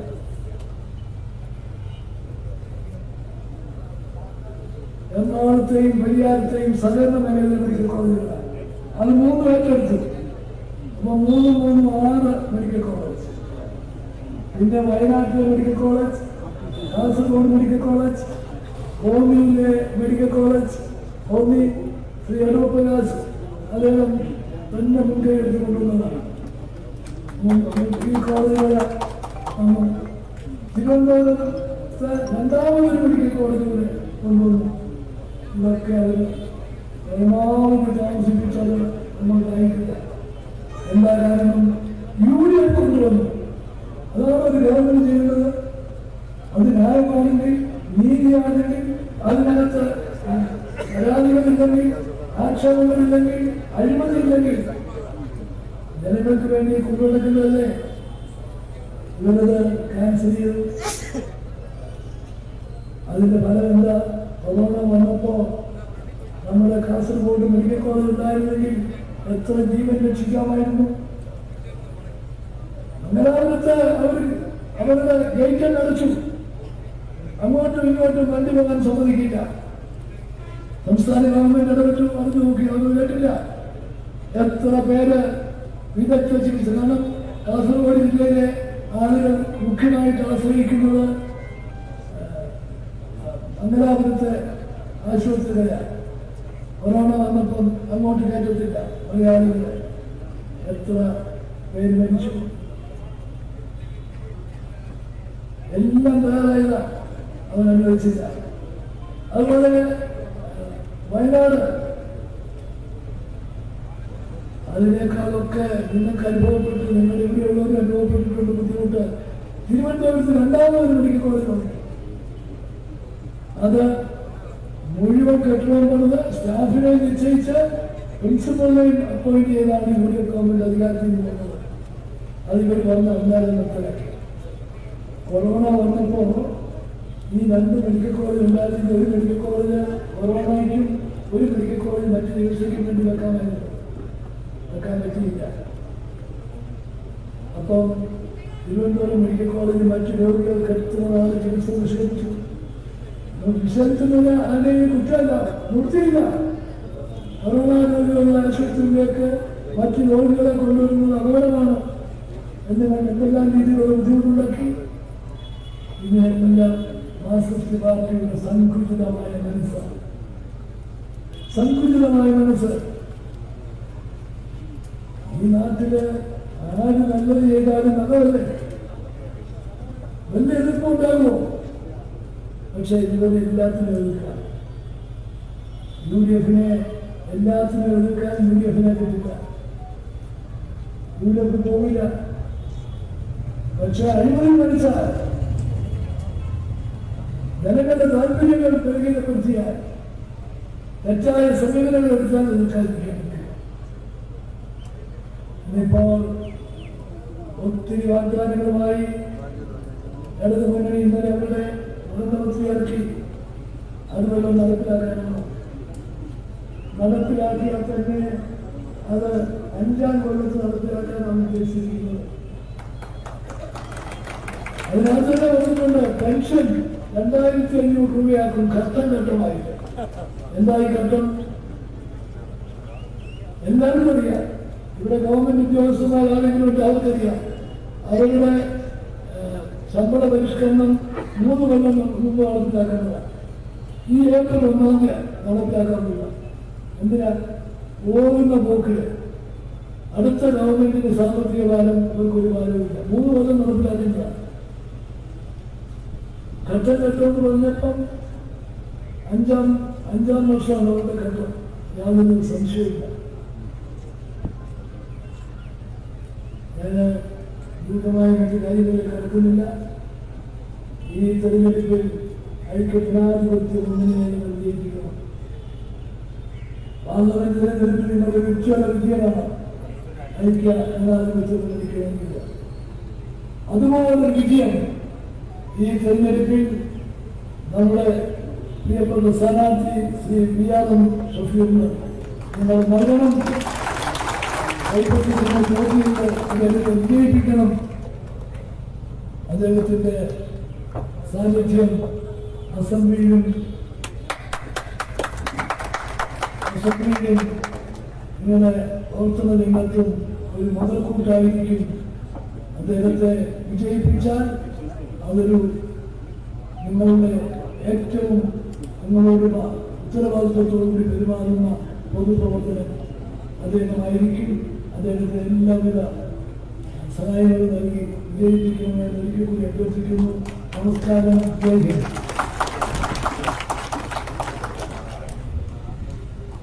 ബഹുമാന്യരെ, അകാലത്തിൽ അപകടത്തിൽ മരിച്ച യൂത്ത് കോൺഗ്രസിന്റെ പ്രവർത്തകൻ ശ്രീ ബിലാൽ നമ്മുടെ മനസ്സിൽ ഒരു വേദനയായി അവശേഷിക്കുന്നു.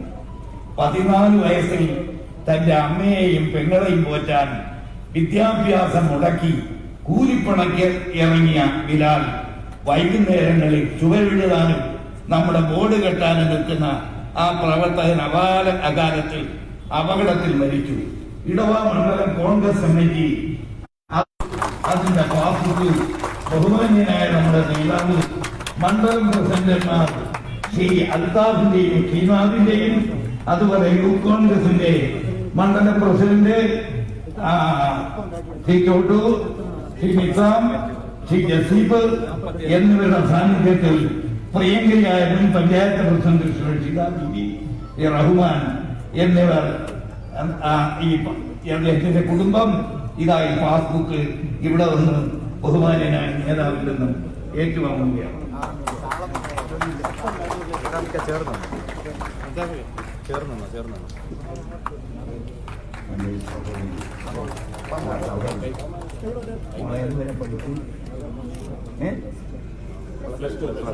പഠിച്ചോണ്ടിരിക്കുകയാണ്.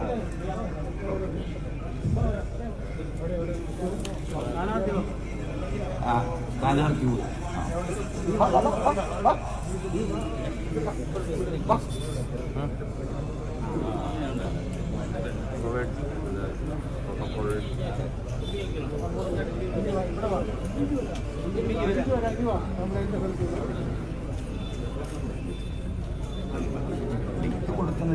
പാർട്ടി ഇത് പാർട്ടി സ്വരൂപിച്ച പണമാണ്. അഖിലേന്ത്യാ കോൺഗ്രസ് കമ്മിറ്റിയുടെ സെക്രട്ടറി കൂടിയായ നമ്മുടെ നേതാവ് ശ്രീ ഉമ്മൻചാണ്ടി ഈ കുടുംബത്തെ നൽകുന്നു.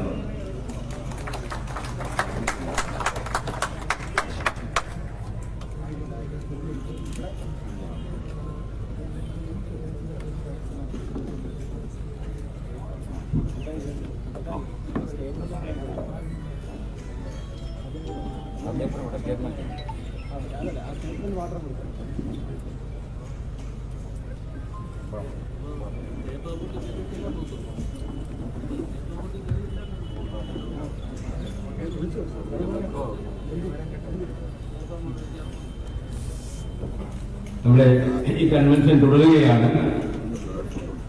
നമ്മുടെ പ്രിയങ്കരനായ ഉദ്ഘാടകൻ നമ്മുടെ മുൻ മുഖ്യമന്ത്രി ശ്രീ ഉമ്മൻചാണ്ടി നിങ്ങളുടെ ഏവരുടെയും അനുവാദത്തോടെ അടുത്ത കൺവെൻഷൻ നെടുമങ്ങാട് നടക്കുന്ന കൺവെൻഷനിലേക്ക് പോവുകയാണ്. തുടർന്ന് സംസാരിക്കുന്നതിന് വേണ്ടി നമ്മുടെ പ്രിയങ്കരനായ MP ശ്രീ അടൂർ പ്രകാശ് സംസാരിക്കും. തുടർന്ന് നമ്മുടെ സ്ഥാനാർത്ഥി പ്രിയങ്കരനായ സ്ഥാനാർത്ഥി BRM ശ്രീ ഷഫീർ തുടരുന്നതാണ്. എല്ലാവരും ഇത് പൂർത്തിയാക്കി മാത്രമേ കൺവെൻഷൻ പൂർത്തിയാക്കി മാത്രമേ മടങ്ങാവൂ എന്ന് വിനീതമായി അഭ്യർത്ഥിക്കുകയാണ്.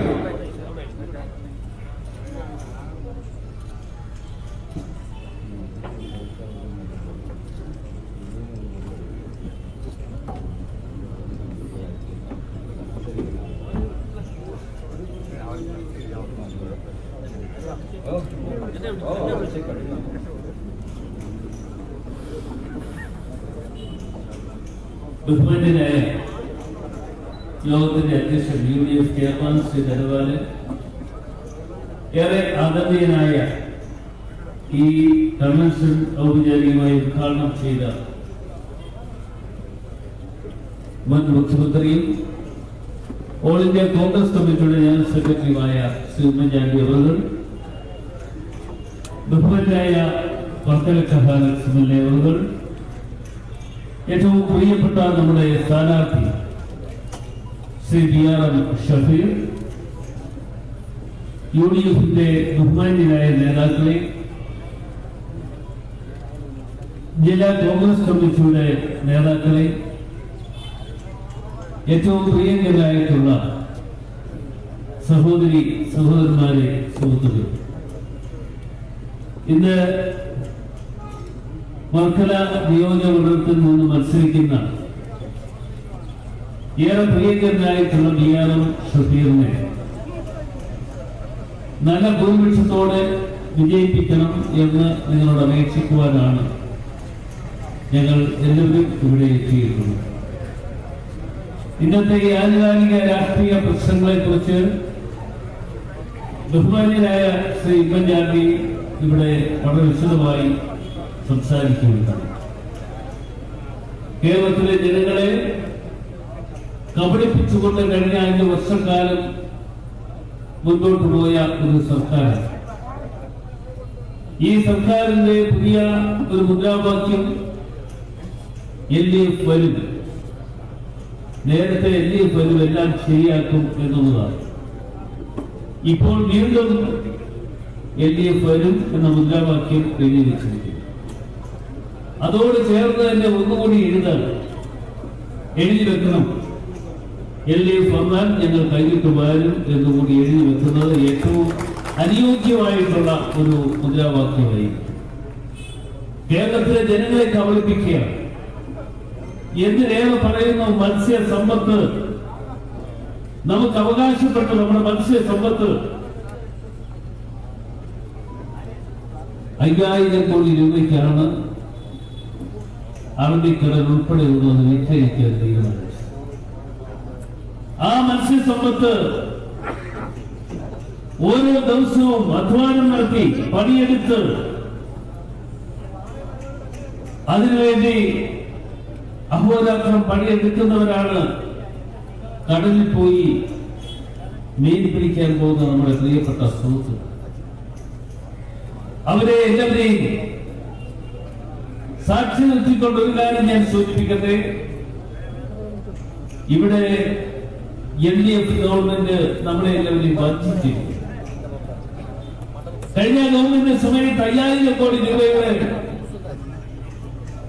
രഹസ്യമായ ധാരണ ഉണ്ടാക്കി. മേഴ്സിക്കുട്ടി അമ്മ അവരോട് ചോദിച്ചപ്പോൾ അവര് പറഞ്ഞു, അങ്ങനെ ഒരു സംഭവം ഏത് കരാറാണ് ഞങ്ങൾ ഉറപ്പിച്ചിട്ടുള്ളത് എന്നാണ് തിരിച്ച് ചോദിച്ചത്. ആ കരാർ ഉറപ്പിക്കുവാൻ വേണ്ടി അമേരിക്കയിൽ പോയതും അമേരിക്കയിൽ വെച്ച് കരാർ ഉറപ്പിക്കുകയും വെച്ചും ചെയ്ത് ഇവിടെ ബഹുമാനായ മുഖ്യമന്ത്രി ശ്രീ പിണറായി വിജയനെ വന്ന് കണ്ട കാര്യങ്ങളൊക്കെ ഇന്ന് പുറത്ത് ഓരോന്നായി വന്നുകൊണ്ടിരിക്കുകയാണ്. അതുകൊണ്ടാണ് ഇന്നലെ LDF ഇറക്കിയ പ്രകടന പത്രികയെ പറഞ്ഞിരിക്കുന്ന ഒരു കാര്യം നിങ്ങൾ വായിച്ചു കാണും. എന്താണെന്നറിയുമോ? 5000 കോടി രൂപയുടെ ഒരു പ്രഖ്യാപനം LDF ഗവൺമെന്റിന്റെ അല്ലെങ്കിൽ പുതിയ പ്രകടന പത്രിക ഉൾക്കൊള്ളിച്ചിരിക്കുന്നു. ആ പ്രഖ്യാപനം നടത്തുവാനുള്ള കാരണം മറ്റൊന്നുമല്ല, കേരളത്തിലെ ജനങ്ങളെ കബളിപ്പിച്ച 5000 കോടി രൂപയ്ക്ക് വേണ്ടി തീരണ്ടി കൊടുത്ത മേഴ്സിക്കുട്ടിയമ്മയും പിണറായി വിജയനും അത് ജനങ്ങളുടെ മനസ്സിൽ നിന്ന് മാറ്റിയെടുത്ത പുതിയൊരു അഭ്യാസവുമായി അവർ രംഗത്തിറങ്ങിയിരിക്കുകയാണ്. ഇങ്ങനെയുള്ള പ്രവർത്തനങ്ങൾ ഒരുപക്ഷേ നമ്മുടെ ഈ സമൂഹത്തിൽ പാവപ്പെട്ട ആളുകൾ, പാവങ്ങളായിട്ടുള്ള ആളുകളെ കബളിപ്പിക്കുവാൻ വേണ്ടിയുള്ള ഏർപ്പാടുകളുമായി മുമ്പോട്ട് വരുന്ന ഇടതുപക്ഷ മുന്നണിയുടെ നേതൃത്വത്തിലുള്ള സർക്കാർ കാണിച്ചുകൊണ്ടിരിക്കുന്ന തെറ്റായ പ്രവർത്തനങ്ങളെ കുറിച്ചെല്ലാം ഈ നിയമസഭാ തെരഞ്ഞെടുപ്പിൽ ചർച്ചാ വിഷയമാകും. ഇനിയിപ്പം നമുക്കുള്ളത് ചുരുങ്ങിയ ദിവസങ്ങൾ മാത്രമാണ്. 10-15 ദിവസക്കാലത്തെ നമ്മുടെ പ്രവർത്തനങ്ങൾ ഏകോപിപ്പിച്ച് എല്ലാവരും ഒറ്റക്കെട്ടായി നിന്നുകൊണ്ട് പ്രവർത്തിക്കുവാൻ തയ്യാറായാൽ ഒരു സംശയം വേണ്ട, വർക്കല നിയോജകമണ്ഡലം ഐക്യജനാധിപത്യ മുന്നണിയുടെ സ്ഥാനാർത്ഥിയായി DRM ഷഫീർ ഇവിടെ വിജയിക്കും. ഒരു സംശയമില്ല. നിങ്ങൾ ഓർക്കുന്നുണ്ടല്ലോ, ഞാൻ തെരഞ്ഞെടുപ്പിൽ വന്നതിനെ കുറിച്ച് നിങ്ങൾക്കറിയാമല്ലോ. എന്റെ മുമ്പിൽ ഇരിക്കുന്ന നിങ്ങൾ ഓരോരുത്തരുടെയും അധ്വാനവും പ്രവർത്തനവും പ്രാർത്ഥനകളുമാണ് അടൂർ പ്രകാശ് MP എന്ന നിലയിൽ നിങ്ങളുടെ മുമ്പിൽ വന്ന് നിൽക്കാനുള്ള അവസരം എനിക്ക് ഒരുക്കി തന്നത്.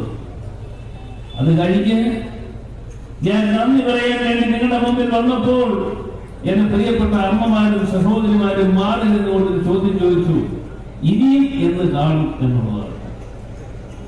ഇനിയും എന്ത് കാണും എന്ന് ചോദിച്ചപ്പോൾ നമ്മുടെ ബഹുമാനായ രവീന്ദ്രനാഥ് സാർ ഉണ്ടായിരുന്നു, താഴെ ഉണ്ടായിരുന്നു. ഞാൻ അവരോട് ചോദിച്ചു, എന്റെ വണ്ടിയിൽ അവർ നിൽക്കുകയാണ്, അവരോട് ഞാൻ ചോദിച്ചു എന്താണ് ഈ ചോദ്യത്തിന്റെ ഉത്തരം പറയേണ്ടത്. അവരെന്നോട് പറഞ്ഞു, വേറെ ഒന്നുമല്ല, സാധാരണ ഗതിയിൽ എംപിമാർ ജയിച്ചു പോയാൽ പിന്നെ വരുന്ന 5 വർഷം കഴിഞ്ഞേ വരട്ടെ. അങ്ങനെ വേണ്ടി അല്ല ഞാനിവിടെ നിങ്ങളുടെ ഏതൊരു ആവശ്യത്തിനും എപ്പോഴും നിങ്ങൾ പറയുന്നതനുസരിച്ച് നിങ്ങളോടൊപ്പം ഉണ്ടാകുന്ന ഒരു എം പി ആണ് എന്ന് നിങ്ങളെ സാക്ഷി നിർത്തിക്കൊണ്ട് പറയുവാൻ ഞാൻ ആഗ്രഹിക്കുന്നു. ഇപ്പൊ പാർലമെന്റ് സമ്മേളനം നടക്കുകയാണ്. ആ പാർലമെന്റ് സമ്മേളനത്തിൽ ഈ കഴിഞ്ഞ ഒരാഴ്ചക്കാലമായി നമ്മുടെ ഇവിടെ നിയമസഭാ തെരഞ്ഞെടുപ്പുമായി ബന്ധപ്പെട്ടുകൊണ്ട് ഓരോ മേഖലയിലും മുക്കിലും മൂലയിലും ഓടി നടന്നുകൊണ്ട് നമ്മുടെ സ്ഥാനാർത്ഥികളെ വിജയിപ്പിക്കുവാൻ വേണ്ടിയുള്ള പ്രവർത്തനത്തിന് നേതൃത്വം കൊടുത്ത് മുന്നോട്ട് പോവുകയാണ്. വേണ്ടി വന്നാൽ എനിക്ക് പറയാം, പാർലമെന്റ് സമ്മേളനം നടക്കുന്നു, അതുകൊണ്ട് എനിക്ക് അവിടെ പോയേ പറ്റുള്ളൂ എന്ന് വേണ്ടി വന്നാൽ നിങ്ങളോട് പറഞ്ഞാൽ നിങ്ങൾ വിശ്വസിക്കും. ആ വിശ്വാസമല്ല, അങ്ങനെ വിശ്വസിപ്പിക്കുകയല്ല എന്ന് ചുമതല നിങ്ങളോടൊപ്പം നിന്നുകൊണ്ട് ഇന്ത്യൻ നാഷണൽ കോൺഗ്രസ് UDF-ന് വേണ്ടിയും അധ്വാനിക്കുവാനും പണിയെടുക്കുവാനുള്ള ഒരു അവസരം ഉണ്ടാകുമ്പോൾ അതിനുവേണ്ടി അധ്വാനിക്കുകയും പണിയെടുക്കുകയും ചെയ്യുക എന്ന് പറയുന്ന ഒരു രാഷ്ട്രീയ പാരമ്പര്യമാണ് പണ്ട് മുതലേ നമ്മൾക്കൊക്കെയുള്ളത്. അതുകൊണ്ടാണ് ഞങ്ങൾ എല്ലാവരും ഇവിടെ ഉള്ളത്. ഞാനൊരു കാര്യം പറഞ്ഞ് അവസാനിപ്പിക്കുന്നത്, ദീർഘമായി പ്രസംഗിക്കുന്നില്ല. കാരണം ബഹുമാനായ ശ്രീ ഉമ്മൻചാണ്ടി ഇവിടെ നിന്ന് പോയത് നെടുമങ്ങാട് തെരഞ്ഞെടുപ്പ് കൺവെൻഷൻ ഉദ്ഘാടനം ചെയ്യാൻ വേണ്ടിയാണ് പോയത്. ആ കൺവെൻഷൻ എനിക്കും പങ്കെടുക്കേണ്ടതായിട്ടുണ്ട്. ഞാൻ അതുകൊണ്ട് ദീർഘമായി പ്രസംഗിക്കുന്നില്ല. ഈ കൺവെൻഷൻ അവസാനിച്ചുവിടെ പോകുമ്പോൾ നമ്മൾ വരുന്ന ദിവസങ്ങളിൽ ഓരോരുത്തരും ഒരു തീരുമാനമെടുക്കണം. ആ തീരുമാനം ഐക്യ ജനാധിപത്യ മുന്നണിയുടെ സ്ഥാനാർത്ഥിയായി ഇവിടെ മത്സരിക്കുന്ന BRM ഷഫീർ, അദ്ദേഹത്തിന്റെ ചിഹ്നം കൈപ്പറ്റിയാണ്. ആ കൈപ്പറ്റിയ വോട്ടുകൾ വാങ്ങിക്കൊടുക്കുവാൻ നിങ്ങൾ ഓരോരുത്തരും തയ്യാറാകണമേ എന്ന് വിനീതമായി നിങ്ങളോട് അപേക്ഷിച്ചുകൊണ്ട് അഭ്യർത്ഥിച്ചുകൊണ്ട് എല്ലാ വിജയാശംസകളും നേർന്നുകൊണ്ട് നിർത്തട്ടെ. നന്ദി, നമസ്കാരം, ജയ് ഹിന്ദ്. ഭൂമനെ നമ്മുടെ പ്രിയങ്കരനായ സ്ഥാനാർത്ഥി സംസാരിച്ചുകൊണ്ടിരുന്നപ്പോഴാണ് നമ്മുടെ ഉദ്ഘാടനം ശ്രീ ഉമ്മൻചാണ്ടി സാർ എത്തിയത്. അതുകൊണ്ട് സംസാരം കുറഞ്ഞു. അതിനെ തുടർന്ന് ഇത് നിങ്ങളോട് സംസാരിക്കുകയാണ്.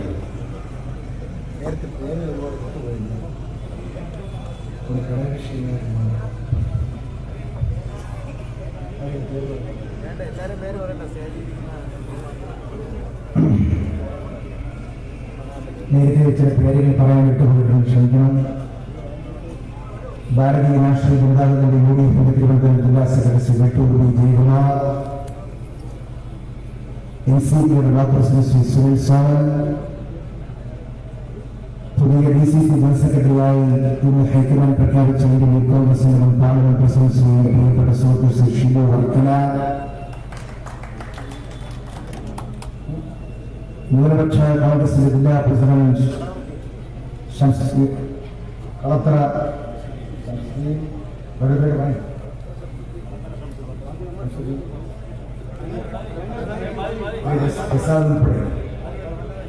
സഹോദരി സഹോദരന്മാരെ എന്നതായ സുഹൃത്തുക്കളെ, വളരെയധികം ഹൃദയത്തിനകത്തൊരു തിരമാല തന്നെ തീർത്തിരിക്കുകയാണ്. ഒരു സാധാരണ ടാപ്പിൻ തൊഴിലാളിയുടെ മകന് ജീവിതത്തിൽ എന്തൊക്കെ ആകാൻ പറ്റുമെന്ന് ഒരിക്കലും പ്രതീക്ഷിക്കാൻ പറ്റാത്ത സന്ദർഭത്തിലാണ് എന്റെ പാർട്ടി കേരളത്തിലെ ഏറ്റവും വലിയ ജനാധിപത്യത്തിന്റെ മകളോദാഹരണമായ ഇന്ത്യൻ നാഷണൽ കോൺഗ്രസ് എന്ന പാർട്ടി വർക്കലയുടെ മണ്ണിൽ എന്നെ സ്ഥാനാർത്ഥിയായി പ്രഖ്യാപിച്ചിട്ടുണ്ട്. ജീവിതത്തിൽ ഒരിക്കൽ പോലും ഒരു നിയമസഭാ തെരഞ്ഞെടുപ്പിൽ മത്സരിക്കാൻ അവസരം കിട്ടാൻ സാധ്യത പോലുമില്ലാത്ത ഒരു കുടുംബത്തിൽ നിന്നാണ് എന്റെ പശ്ചാത്തലം ആരംഭിക്കുന്നത്. ഞാൻ ഒരു കാര്യം നിങ്ങളോട് പറഞ്ഞു തരാം. സഹോദരി സഹോദരന്മാരെ, വർക്കലയുടെ മണ്ണ് ഇടതുപക്ഷത്തിന്റെ കുത്തകയായത്. 2001 ശ്രീ വർക്കല MLA ആയത് PK ഗുരുദാസ് എന്ന് പറയുന്ന മാർക്സിസ്റ്റ് മണ്ഡലത്തിലെ ഏറ്റവും വലിയ കേന്ദ്ര കമ്മിറ്റി മെമ്പർ തോൽപ്പിച്ചുകൊണ്ടാണ് 2001 വർക്കല ഐക്യജനാധിപത്യ വേണ്ടിക്ക് വേണ്ടി പിടിച്ചെടുക്കാൻ കഴിഞ്ഞത്. കഹാർജി അദ്ദേഹത്തിന്റെ തെരഞ്ഞെടുപ്പ് പ്രചരണം ആരംഭിച്ചപ്പോൾ അദ്ദേഹത്തിന്റെ തെരഞ്ഞെടുപ്പ് പ്രചരണത്തിന്റെ പൈലറ്റ് പ്രാസംഗികനായിട്ടാണ് ഞാൻ ആദ്യമായി വർക്കല മണ്ണിലേക്ക് കാലുകുത്തുന്നത്. ഇരമണിയിൽ, വെട്ടൂരിൽ, ചെമ്പഴനിയിൽ, ഒട്ടൂരിൽ, ശിവഗിരിയിൽ എന്ത് വേണ്ട പഴയ വർക്കല നിയോജകമണ്ഡലത്തിന്റെ വിവിധ ഗ്രാമഗ്രാമാന്തരങ്ങളിൽ ജീപ്പ് ജാഥകളുമായി, ജീപ്പ് പ്രസംഗങ്ങളുമായി, തെരുവ് പ്രസംഗങ്ങളുമായി KSUവിന്റെ ജില്ലാ ഭാരവാഹിയായി ഞാൻ ഇവിടേക്ക് കടന്നു വരുമ്പോഴേക്കും പോലും വർക്കല മണ്ഡലത്തിൽ, അസംബ്ലി മണ്ഡലത്തിൽ സ്ഥാനാർത്ഥിയായി പ്രതീക്ഷിക്കുകയുണ്ടായിരുന്നില്ല. ഒരുപാട് ഊഴം കാത്തിരിക്കുന്ന ചെറുപ്പക്കാര സാക്ഷി നിർത്തി പറയുകയാണ്, ഈ മണ്ണ് ഐക്യജനാധിപത്യത്തിന്റെ പൊന്നാഭം കോട്ടയായി 15 കൊല്ലക്കാലം നമുക്ക് കാത്തു സൂക്ഷിക്കാൻ കഴിയുമെങ്കിൽ നമ്മൾ താനേ മറന്നുപോയപ്പോഴാണ് നിസ്സാരമായ ഭൂരിപക്ഷത്തിൽ ഇടതുപക്ഷ ജനാധിപത്യത്തിലേക്ക് മണ്ഡലം കടന്നുപോയത്.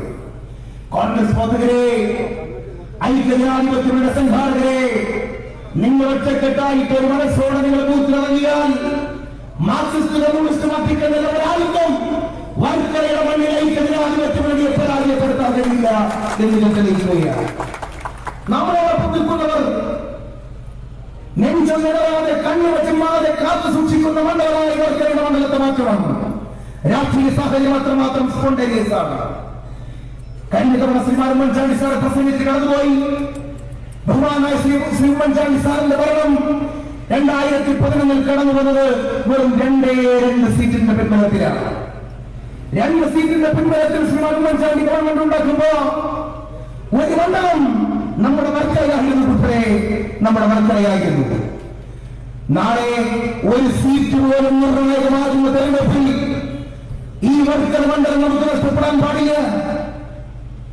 എല്ലാ താല്പര്യങ്ങൾക്കും അതീതമായി ചിഹ്നങ്ങളിലേക്ക് തുടങ്ങാൻ ഇന്ത്യൻ നാഷണൽ കോൺഗ്രസിന്റെ പ്രവർത്തകന്മാർ പാർട്ടിയുടെ വികാരത്തെ നെഞ്ചിലേറ്റാൻ, പാർട്ടി ശത്രുക്കളുടെ മുമ്പിൽ ഒരു മിനിറ്റ് പോലും അടിയാക്കാതിരിക്കാൻ മാനസികമായി തയ്യാറെടുക്കണമെന്നാണ് എനിക്ക് നിങ്ങളുടെ മുമ്പിൽ ആമുഖമായി നിങ്ങളുടെ മുമ്പിൽ പറയാറുള്ളത്. കാരണം കേരളം ഇടതുപക്ഷ ജനാധിപത്യം വേണ്ടി വീണ്ടും കൊത്തിപ്പറിക്കാൻ വേണ്ടി കാത്തു സൂക്ഷിച്ചിരിക്കുകയാണ്. ഇടതുപക്ഷ ജനാധിപത്യത്തിന്റെ നേതൃത്വത്തിൽ തെരഞ്ഞെടുപ്പിൽ പഞ്ചായത്ത് മത്സര തെരഞ്ഞെടുപ്പിൽ ചെറിയ അടിച്ചുണ്ടായി. UDF പ്രവർത്തകന്മാർ ചോദിച്ചു, കോൺഗ്രസ് പരാജയപ്പെടുമോ? കോൺഗ്രസ് ഉണ്ടാകുമോ?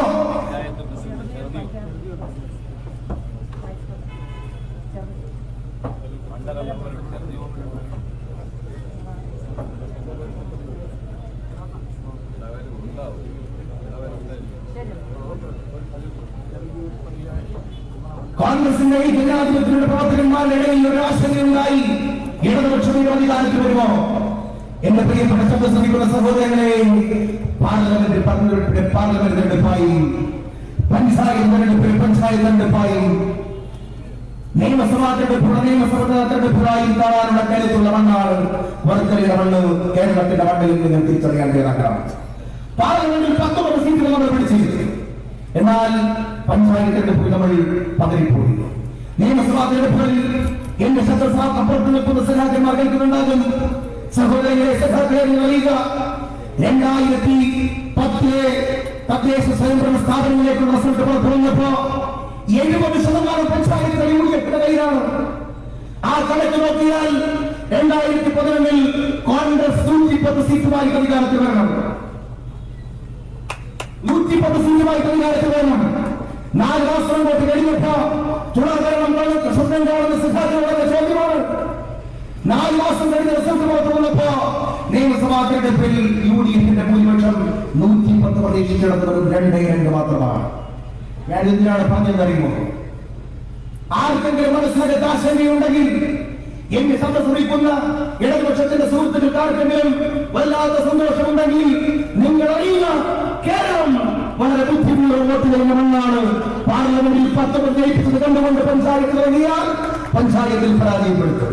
പഞ്ചായത്ത് തെരഞ്ഞെടുപ്പിന്റെ റിസൾട്ട് പുറത്തു വരുമ്പോ അംഗം വിട്ടുകൊണ്ട് തുടർന്ന് സ്വന്തം കാണാൻ ആരെങ്കിലും ഇറങ്ങിയാൽ അവർക്ക് തിരിച്ചു നൽകിക്കൊണ്ട് കേരളം UDFന്റെ ഭരണത്തിലേക്ക് പോകും. അതാണ് ഈ തെരഞ്ഞെടുപ്പിന്റെ ഏറ്റവും വലിയ പ്രത്യേകത. നമ്മുടെ മണ്ഡലമല്ലാത്ത മണ്ണാണ്. ഞാൻ നിങ്ങളെ സത്യസാക്ഷ്യം ചെയ്തുകൊണ്ട് ഒരു കാര്യം പറയട്ടെ. വർക്കല കഹാർജിയെ ഇവിടെ സ്ഥാനാർത്ഥിയായിട്ട് കിട്ടണമെന്നാണ് ഹിന്ദുത്വ വലിയ പ്രവർത്തകരാണ് ഞാൻ. ഈ മണ്ണിൽ മത്സരിക്കാൻ ഒരു ഫോൺ കോൾ പോലും ചെലവഴിച്ചയാളല്ല എന്ന് ഞങ്ങളുടെ സത്യസാക്ഷി ചെയ്തുകൊണ്ട് പറയാൻ ആഗ്രഹിക്കുകയാണ്. രാത്രി 12 മണിക്ക് കോൺഗ്രസ് ഹൈക്കമാൻഡിൽ എനിക്ക് സന്ദേശം എത്തുമ്പോ ഞാൻ എടുത്തെടുത്ത് ചോദിച്ചു, വർക്കലയാണോ എന്ന് ചോദിച്ചപ്പോ വർക്കലയിലേക്ക് നിയോഗിച്ചിരിക്കുന്നു. You are elected as a candidate in the constituency of Varkala that is mentioned by AICC General Secretary. ഞാൻ ഇങ്ങോട്ട് കടന്നു വന്നതാണ്. ഞാൻ ഈ കാര്യം നിങ്ങളോട് പറഞ്ഞതിനാണ്. ചിലരൊക്കെ ചാനൽ ചർച്ചകളിൽ ഇതുകൊണ്ട് ഇവിടെ തേടൽ പറയുന്നുണ്ടായിരുന്നല്ലോ, വലിച്ചതല്ലേ. ഒരു കാര്യം നിങ്ങളോട് പറഞ്ഞുതരാം. അടിപൊളിയിലെ പെരുങ്കുടിയിൽ നിന്ന് കടന്നു വരാനും നെടുമങ്ങാടിൽ നിന്ന് ഇങ്ങോട്ട് കടന്നു വരാനും തുല്യ ദൂരമാണ് സഖാക്കളെ എന്ന് ഞാൻ നിങ്ങളുടെ മുമ്പിൽ പറയാൻ ആഗ്രഹിക്കുകയാണ്. അതൊന്നും പറഞ്ഞ വണ്ടി കാണിക്കട്ടെ കേട്ടോ. സഖാക്കളുടെ ശ്രദ്ധയ്ക്ക് ഞാൻ ഈ മണ്ണിൽ ജീവിക്കും. എന്റെ ഭാര്യ കുട്ടികളുടെ കുട്ടികളുടെ ഉണ്ട്. ഞാൻ ഈ മണ്ണിന്റെ മകനായി, നിങ്ങളുടെ പൊന്നു മകനായി, നിങ്ങളുടെ പ്രിയപ്പെട്ട സഹോദരനായി, എന്റെ മക്കളോടൊപ്പം, എന്റെ ഭാര്യയും കുടുംബത്തോടൊപ്പം ഞാൻ ഈ മണ്ണിൽ ജീവിക്കും. ഒരു പഞ്ചായത്ത് മെമ്പറെ പോലെ ഞാൻ നിങ്ങളുടെ മണ്ണിൽ ചെയ്യപ്പെട്ടാൽ നിങ്ങളുടെ കുട്ടികളുടെ മുമ്പിൽ വിളിച്ചാൽ വെളിപ്പുറത്തുണ്ടാകുന്ന ആളായി ഞാൻ നിങ്ങളുടെ മുമ്പിൽ ഉണ്ടാകും. ഫോൺ വിളിച്ചാൽ ഞാൻ വിളിക്കും. എന്റെ മുമ്പിൽ വിമർശനങ്ങളുമായിട്ട് വരുന്നത് ഞാൻ തള്ളിക്കളയില്ല. ഗോത്ര താല്പര്യങ്ങളുടെ എല്ലാവരെയും അവഗണിക്കുന്ന സാധാരണ പാർട്ടിയുടെ പ്രവർത്തനന്മാരോ പാർട്ടിയില്ലാത്ത പ്രവർത്തനന്മാരോ പാവങ്ങളോ എന്റെ മുമ്പിൽ വന്നാൽ ഒരാളെയും അവരുടെ ഉടുപ്പിന്റെ നിറം നോക്കി ഞാൻ മാറ്റി നിർത്തില്ല കൂട്ടരെ. കാരണം ഞാനാണ് കേരളത്തിൽ ഏറ്റവും കൂടുതൽ ത്യാഗം അനുഭവിച്ചുകൊണ്ട് കടന്നു വന്ന ഇതിന്റെ പ്രവർത്തകൻ. ഒരു തൊഴിലാളിയുടെ മകനായി വളരെ കഷ്ടപ്പെട്ട കുടുംബത്തിൽ ജനിക്കുമ്പോ ഒരു പ്രീ ഡിഗ്രി പാസ്സാക്കാൻ പോലും കഴിയാത്ത സാഹചര്യത്തിലാണ് ഞാൻ ജനിച്ചു വരുന്നത്. 9ാമത്തെ വയസ്സിൽ തുടങ്ങിയതാണ് എന്റെ അധ്വാനം. സ്കൂളിൽ പോകുന്ന മുമ്പ് ഒട്ടുകൾ വലിച്ചെടുത്തതിനു ശേഷം തുടങ്ങിയ ജോലിയാണുള്ളത്. 600-700 മരങ്ങളുള്ള ബ്ലോക്കുകളിൽ പോയി ടാപ്പ് ചെയ്താൽ സഹായിച്ച് ഞാനും വലിയ ടാപ്പിംഗുകാരനാക്കുക. സ്കൂളിൽ പോകുമ്പോൾ വല്ലാത്ത നാട്ടമാണ്. തൊട്ടടുത്ത വാമകൾ മാറ്റി കൊണ്ടുപോയി പഴയ ലൈഫായി സോപ്പും അല്ലാതെ ചകിരിക്ക് പിടിച്ചൊരു തുറപ്പുണ്ട്. അതിനുശേഷം സ്കൂളിലേക്ക് ഓടുകയാണ്. 4 കിലോമീറ്റർ ഓടുകയാണ്. ഒരു പരീക്ഷയിൽ ഞാൻ തോറ്റിരിക്കുകയാണ്. എന്റെ ഹൃദയത്തിനകത്ത് എന്റെ പിതാവ് ഹാർട്ട് അറ്റാക്ക് വന്ന് വീട്ടിൽ കിടക്കുകയാണ്. എന്റെ ഉമ്മയും കൂടെയുണ്ട്. ഞാൻ നിങ്ങളുടെ മുമ്പിൽ പറയാൻ ആഗ്രഹിക്കുന്നു, അവരുടെ മകനായി, അവരുടെ പൊന്നുമകനായി ജനിക്കാൻ കഴിഞ്ഞതിൽ സർവശക്തനോട് കൃത്യമായി പ്രാർത്ഥന ചെയ്തവനാണ് ഇത് പറഞ്ഞത്. എനിക്ക് എന്റെ പാർട്ടിയല്ലേ ഇല്ലാത്തത്? ഈ പാർട്ടിയോട് എത്ര ജന്മം, എത്ര കർമ്മം, ഈ പാർട്ടിയുടെ മുമ്പിൽ തലകുറിച്ച് നിൽക്കാൻ കഴിയാത്ത കടപ്പാട് ഈ പാർട്ടികളിലെ ഒന്നുമല്ലാത്ത എന്നെ ദൈവത്തിന്റെ സഹായത്താൽ ഈ പാർട്ടി സ്റ്റേറ്റ് ഭാരവാഹിയാക്കിയില്ലേ? ഒന്നുമല്ലാത്ത എന്നെ കോൺഗ്രസിന്റെ ജില്ലാ ഭാരവാഹിയാക്കിയില്ലേ? ഒരു ഗാന്ധാരമില്ലാത്ത എന്നെ കോൺഗ്രസിന്റെ സംസ്ഥാന ഭാരവാഹിയാക്കിയില്ലേ? വളരെ ചെറുപ്രായത്തിൽ എന്നെ തിരുവനന്തപുരം GDCCയുടെ ജനറൽ സെക്രട്ടറി ആക്കിയില്ലേ? 34 കഴിഞ്ഞപ്പോൾ എന്നെ കോൺഗ്രസിന്റെ വക്താവാക്കിയില്ലേ? 39 വയസ്സിൽ KPCയുടെ സെക്രട്ടറി ആക്കിയില്ലേ? അവിചാരിതമായ സമയത്തന്നെ വർക്കലയിൽ അസംബ്ലിയിൽ മത്സരിക്കാൻ അവസരം നൽകി. ഞാൻ ഒരു കാര്യം നിങ്ങളോട് പറയാൻ ആഗ്രഹിക്കുന്നു. എന്റെ ഉമ്മയും എന്റെ ബാപ്പയും എന്റെ കുടുംബവും കഴിഞ്ഞാൽ ഏറ്റവും കൂടുതൽ ബഹുമാനിക്കുന്നത്, ആദരിക്കുന്നത്, എന്റെ ഹൃദയത്തിന്റെ നെഞ്ചേകത്ത് വെച്ച് ഞാൻ ആദരിക്കുന്നത്, ബഹുമാനിക്കുന്നത്, മരിക്കേണ്ടി വന്നാൽ മരിക്കാൻ ദയവാകുന്ന ഒറ്റ വികാരം എനിക്കുള്ളൂ. അത് ഇന്ത്യൻ നാഷണൽ കോൺഗ്രസ് ആണ്. കോൺഗ്രസ് പാർട്ടിക്ക് വേണ്ടി മരിക്കാൻ പറഞ്ഞാൽ ഷഫീർ മരിച്ചു 20 മാത്രം വികാരമുള്ളയാളാണ് ഞാൻ. ചിലർക്ക് ചാനൽ സമ്പാദകൻ കേട്ടിട്ട് വിളിക്കാറുണ്ട്. ചാനലിന്റെ ചർച്ചകളിൽ ഇറങ്ങിയപ്പോൾ ഇത്രമാത്രം ചൂടാവാൻ പാടുണ്ടോ? ഇത്രമാത്രം തീവ്രമാകാൻ പാടുണ്ടോ? ഇത്രമാത്രം കൊത്തി വലിക്കാൻ പാടുണ്ടോ എന്ന് ചോദിക്കുന്നവരുണ്ട്. അവരോട് എനിക്ക് പറയാനുള്ളത്, ഒന്ന് പുറത്ത് കാണിച്ചു അകത്ത് വെക്കാൻ കളിയില്ല കൂട്ടരെ. വികാരങ്ങൾ കഴിയുമ്പോ ശബ്ദങ്ങൾ ഉയർത്തി പിടിച്ചുകൊണ്ട് വികാരപരമായി പോരാട്ടത്തിന്റെ പടഹമായി എന്റെ പാർട്ടിയെ പ്രതിരോധിക്കാൻ മാതൃഭൂമിയിൽ, മനോരമയിൽ, സൊസൈറ്റിയിൽ എന്ന് വേണ്ട എല്ലാ ചാനൽ മുറികളിലും ഞാൻ എന്റെ ശബ്ദം എന്റെ പാർട്ടിക്ക് വേണ്ടി ചെലവഴിച്ചിട്ടുണ്ട്. എന്റെ പാർട്ടിയെ വിട്ടുകൊണ്ട് ഞാൻ കളിച്ചു പോയിട്ടില്ല. നിങ്ങളോട് ഞാൻ ഒരു കാര്യം നിങ്ങളോട് തുറന്നു പറയാൻ ആഗ്രഹിക്കുകയാണ്. അവിടെ നിന്ന് തുടങ്ങിയ യുദ്ധമാണ് സഹോദരന്മാരെ. അവസാനം പ്രീ ഡിഗ്രി വെച്ചെന്റെ പഠനം അവസാനിക്കേണ്ടതായിരുന്നു. 1750 രൂപ എന്റെ ബാപ്പന്റെ കയ്യിലെടുത്ത് വെച്ചു വന്നു. എന്റെ മാമ അവിടെ ഇരിക്കുന്നത് 750 രൂപ എന്ന് വലിയ വിലയാണ്. എന്നിട്ട് പറഞ്ഞ് എങ്ങനെയെങ്കിലും പോയി ഗൾഫിൽ പോയി രക്ഷപ്പെട്ടു. നീ ഗൾഫിൽ പോയി രക്ഷപ്പെടും. 2 പെങ്ങന്മാരുടെ ബാധ്യതകൾ വല്ലാതെ ബാധ്യതയാണ്. വീടുമില്ല സ്ഥലമില്ല, പോയി രക്ഷപ്പെടും. 750 രൂപയും എടുത്തുകൊണ്ട് പാസ്പോർട്ട് എടുക്കാൻ പോയതാണ് കൂട്ടരെ. തിരുവനന്തപുരം കേരള സർവകലാശാല ആസ്ഥാനത്തേക്കും സെക്രട്ടേറിയറ്റിലേക്കും KS നടത്തിയ സമരത്തിൽ 50 കുട്ടികളുമായി ടെമ്പോ വാഹനം പിടിച്ചു പോകാൻ വേണ്ടി തീരുമാനമെടുത്ത് ജില്ലാ കമ്മിറ്റിയെ വിളിച്ചു പറഞ്ഞു. ഞാൻ വണ്ടിയും പിടിച്ചു പോയി. അവിടെ നിന്ന് പൈസ കിട്ടുമെന്നുള്ള ധാരണയാണ് വണ്ടിയും പിടിച്ചു പോയത്. അവിടെ ചെന്നപ്പോൾ ലാത്തിചാർജിൽ എല്ലാം ചെറുതായിപ്പോയി. തിരിച്ചു വന്നപ്പോ പാലോട് വെച്ച വണ്ടിക്കാരൻ കുത്തിരി പിടിച്ചു നിർത്തി. 750 രൂപ ഞാൻ എടുത്ത്, അന്നത്തെ 600 രൂപ ഞാൻ എടുത്ത് വാടക കൊടുക്കുകയാണ്. തിരിച്ചു വന്ന എന്റെ പിതാവ് എന്റെ ഉമ്മ വഴി അറിഞ്ഞപ്പോ എന്റെ പിതാവിന്റെ മുഖത്തിനെ നോക്കിയിട്ട് ഒരക്ഷരം പോലും പാടില്ല. അവിടെ വെച്ച് എന്റെ പ്രായം അവസാനിപ്പിക്കാൻ പോയതാണ്. ഡിഗ്രി വിദ്യാഭ്യാസ കാലഘട്ടത്തിൽ തിരുവനന്തപുരത്ത് പെരിങ്ങമല ഇക്ബാൽ കോളേജിൽ നിന്ന് വീതിയിൽ ഇറങ്ങിയിട്ട് ഞാൻ എന്റെ ഉടുപ്പ് മാറ്റിയിട്ട് ഞാൻ ഒരു കളർ ഷർട്ട് എടുത്തിട്ടുണ്ട്.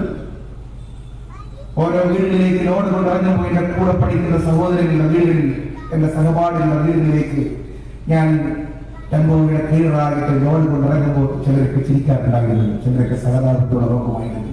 1 മിനിറ്റ് പോലും ഞാൻ എന്താണ് ചെയ്തിട്ടില്ല.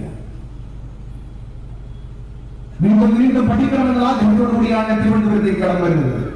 ഞാൻ അഭിമന്യനായ ശ്രീ K. കരുണാകരന്റെ കുടുംബത്തെ ഓർമ്മിക്കുകയാണ്. തിരുവനന്തപുരത്ത് എത്രയോ ദിവസങ്ങളിൽ വിശപ്പടക്കാൻ നിർവാഹമില്ലാതെ വരുമ്പോൾ വീട്ടിലേക്ക് കടന്നു. അവന് ഭക്ഷണം കൊടുക്കണം കേട്ടോ. അവൻ പാവപ്പെട്ടവൻ, അവന് ഭക്ഷണം കൊടുക്കണം കേട്ടോ. കേൾക്കാൻ കേട്ടോ.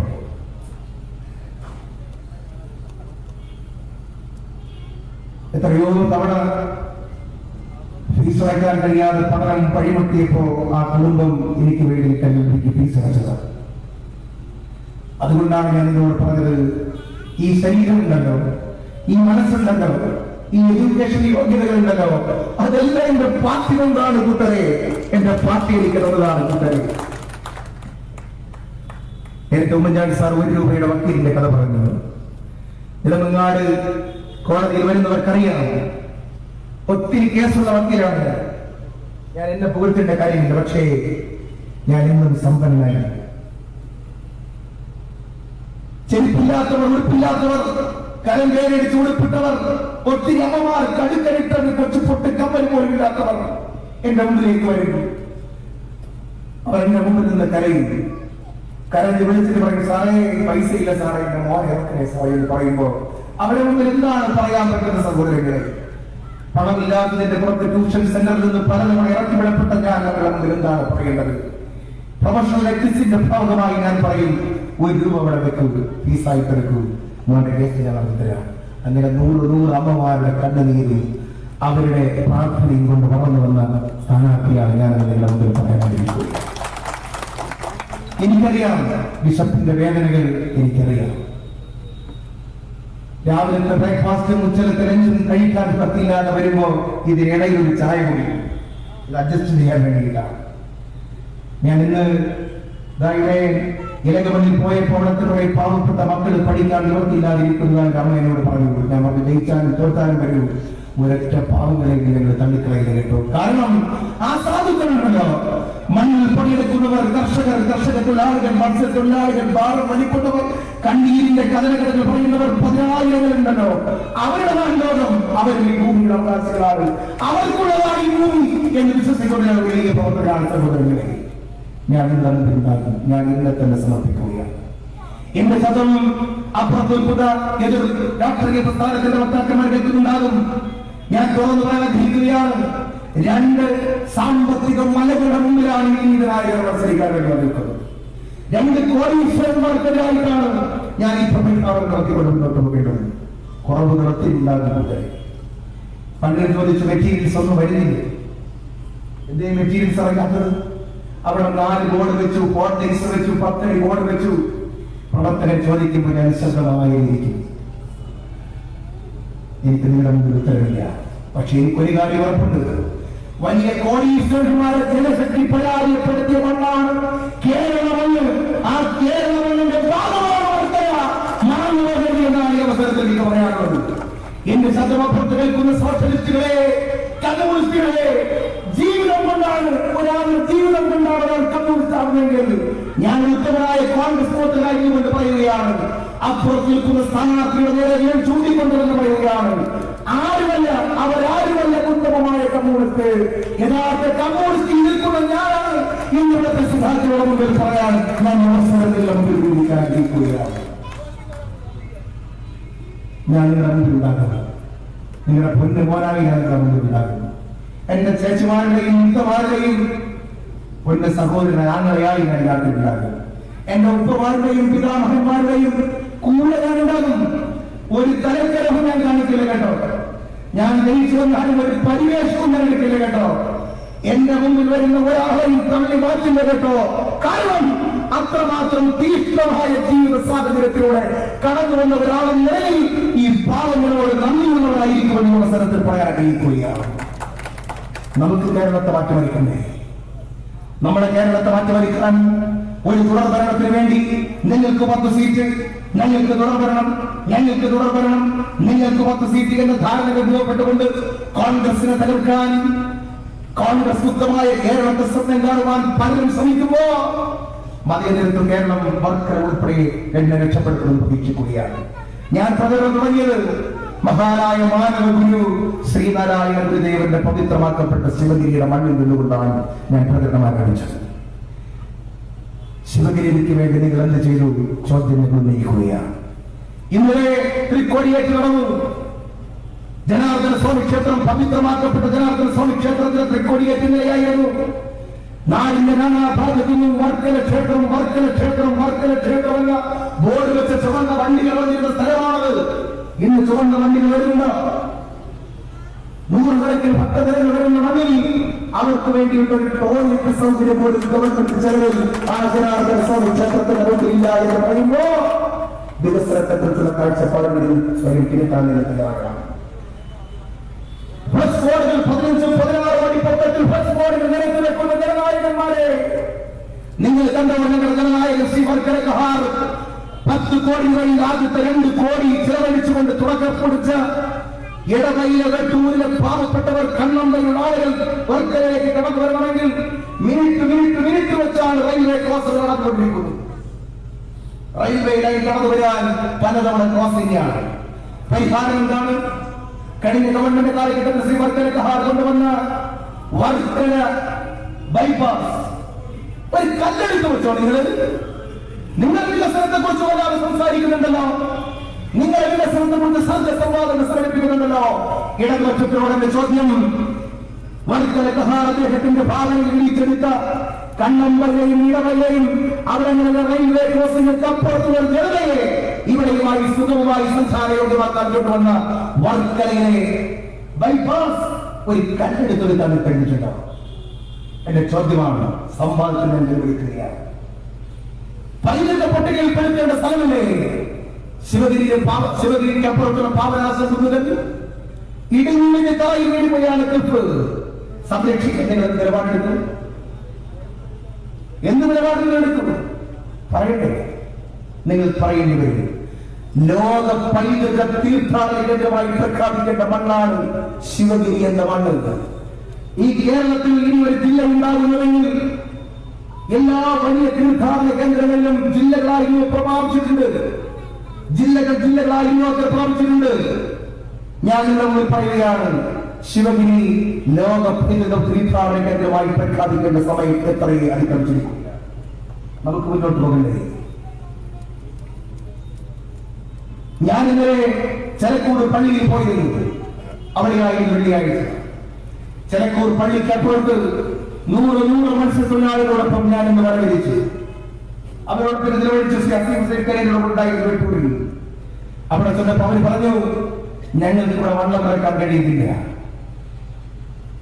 ചിറയൻകീഴിന്റെ മനസ്സുള്ള ഒരു MLA, ചിറയൻകീഴിന്റെ മനസ്സുള്ള MLA, ചിറയൻകീഴ് സ്വദേശിയായിട്ടുള്ള ഒരാൾ ആ നാട്ടിലുള്ള പെരുമാതുറയിലെ മത്സ്യബന്ധന തുറമുഖം അല്ലെങ്കിൽ മിനി പോർട്ട് അതിന് ഗുണമുണ്ടാക്കുന്നതിന് വേണ്ടി ചിലക്കൂരിലെ മത്സ്യബന്ധന തുറമുഖത്തെ അട്ടിമറിക്കുകയായിരുന്നു എന്നുള്ള കാര്യം നിങ്ങൾ ഇനിയെങ്കിലും ചിന്തിക്കാൻ തയ്യാറാകണം.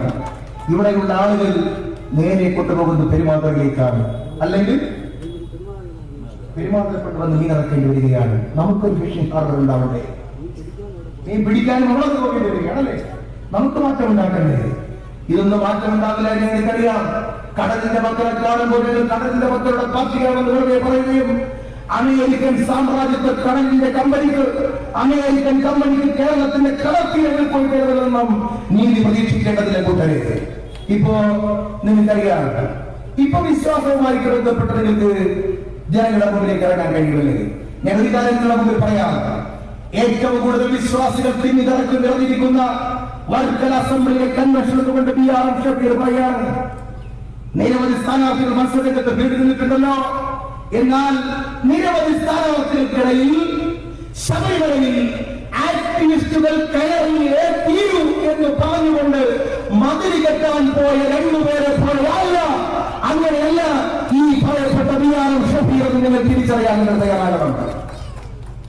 മതിൽ കെട്ടാൻ പോയവരുടെ കൂട്ടത്തിൽ ഞാനിത് കേട്ടോ ഉറപ്പ് പറയുകയാണ്. വിശ്വാസ സംരക്ഷണത്തിന്റെ പ്രശ്നം വന്നപ്പോ ഞങ്ങൾ നിലപാടുകൾ കാണിക്കാൻ വേണ്ടി പറഞ്ഞു. മഹാനായ മഹാത്മാഗാന്ധിയുടെ മുമ്പിൽ ഈ വിഷയം വന്നു. നിങ്ങൾ ആരോടൊപ്പം നിൽക്കും? സഖാവ് പിണറായി വിജയനോട് ചോദിച്ചു, കോൺഗ്രസ് RSS ആവണോ? കൊടി പിടിക്കാത്ത RSS ആവണോ? നിങ്ങൾക്ക് നിലപാടില്ലേ? നിങ്ങളെല്ലാം RSS അല്ലേ കോൺഗ്രസ് ഞങ്ങളെ കളിയാക്കി. പക്ഷെ ഞങ്ങൾ നിലപാട് പ്രഖ്യാപിച്ചു. ഞങ്ങൾ പറഞ്ഞു വിശ്വാസികളോടൊപ്പം. എന്തുകൊണ്ടാണ് പറയാൻ കാരണം?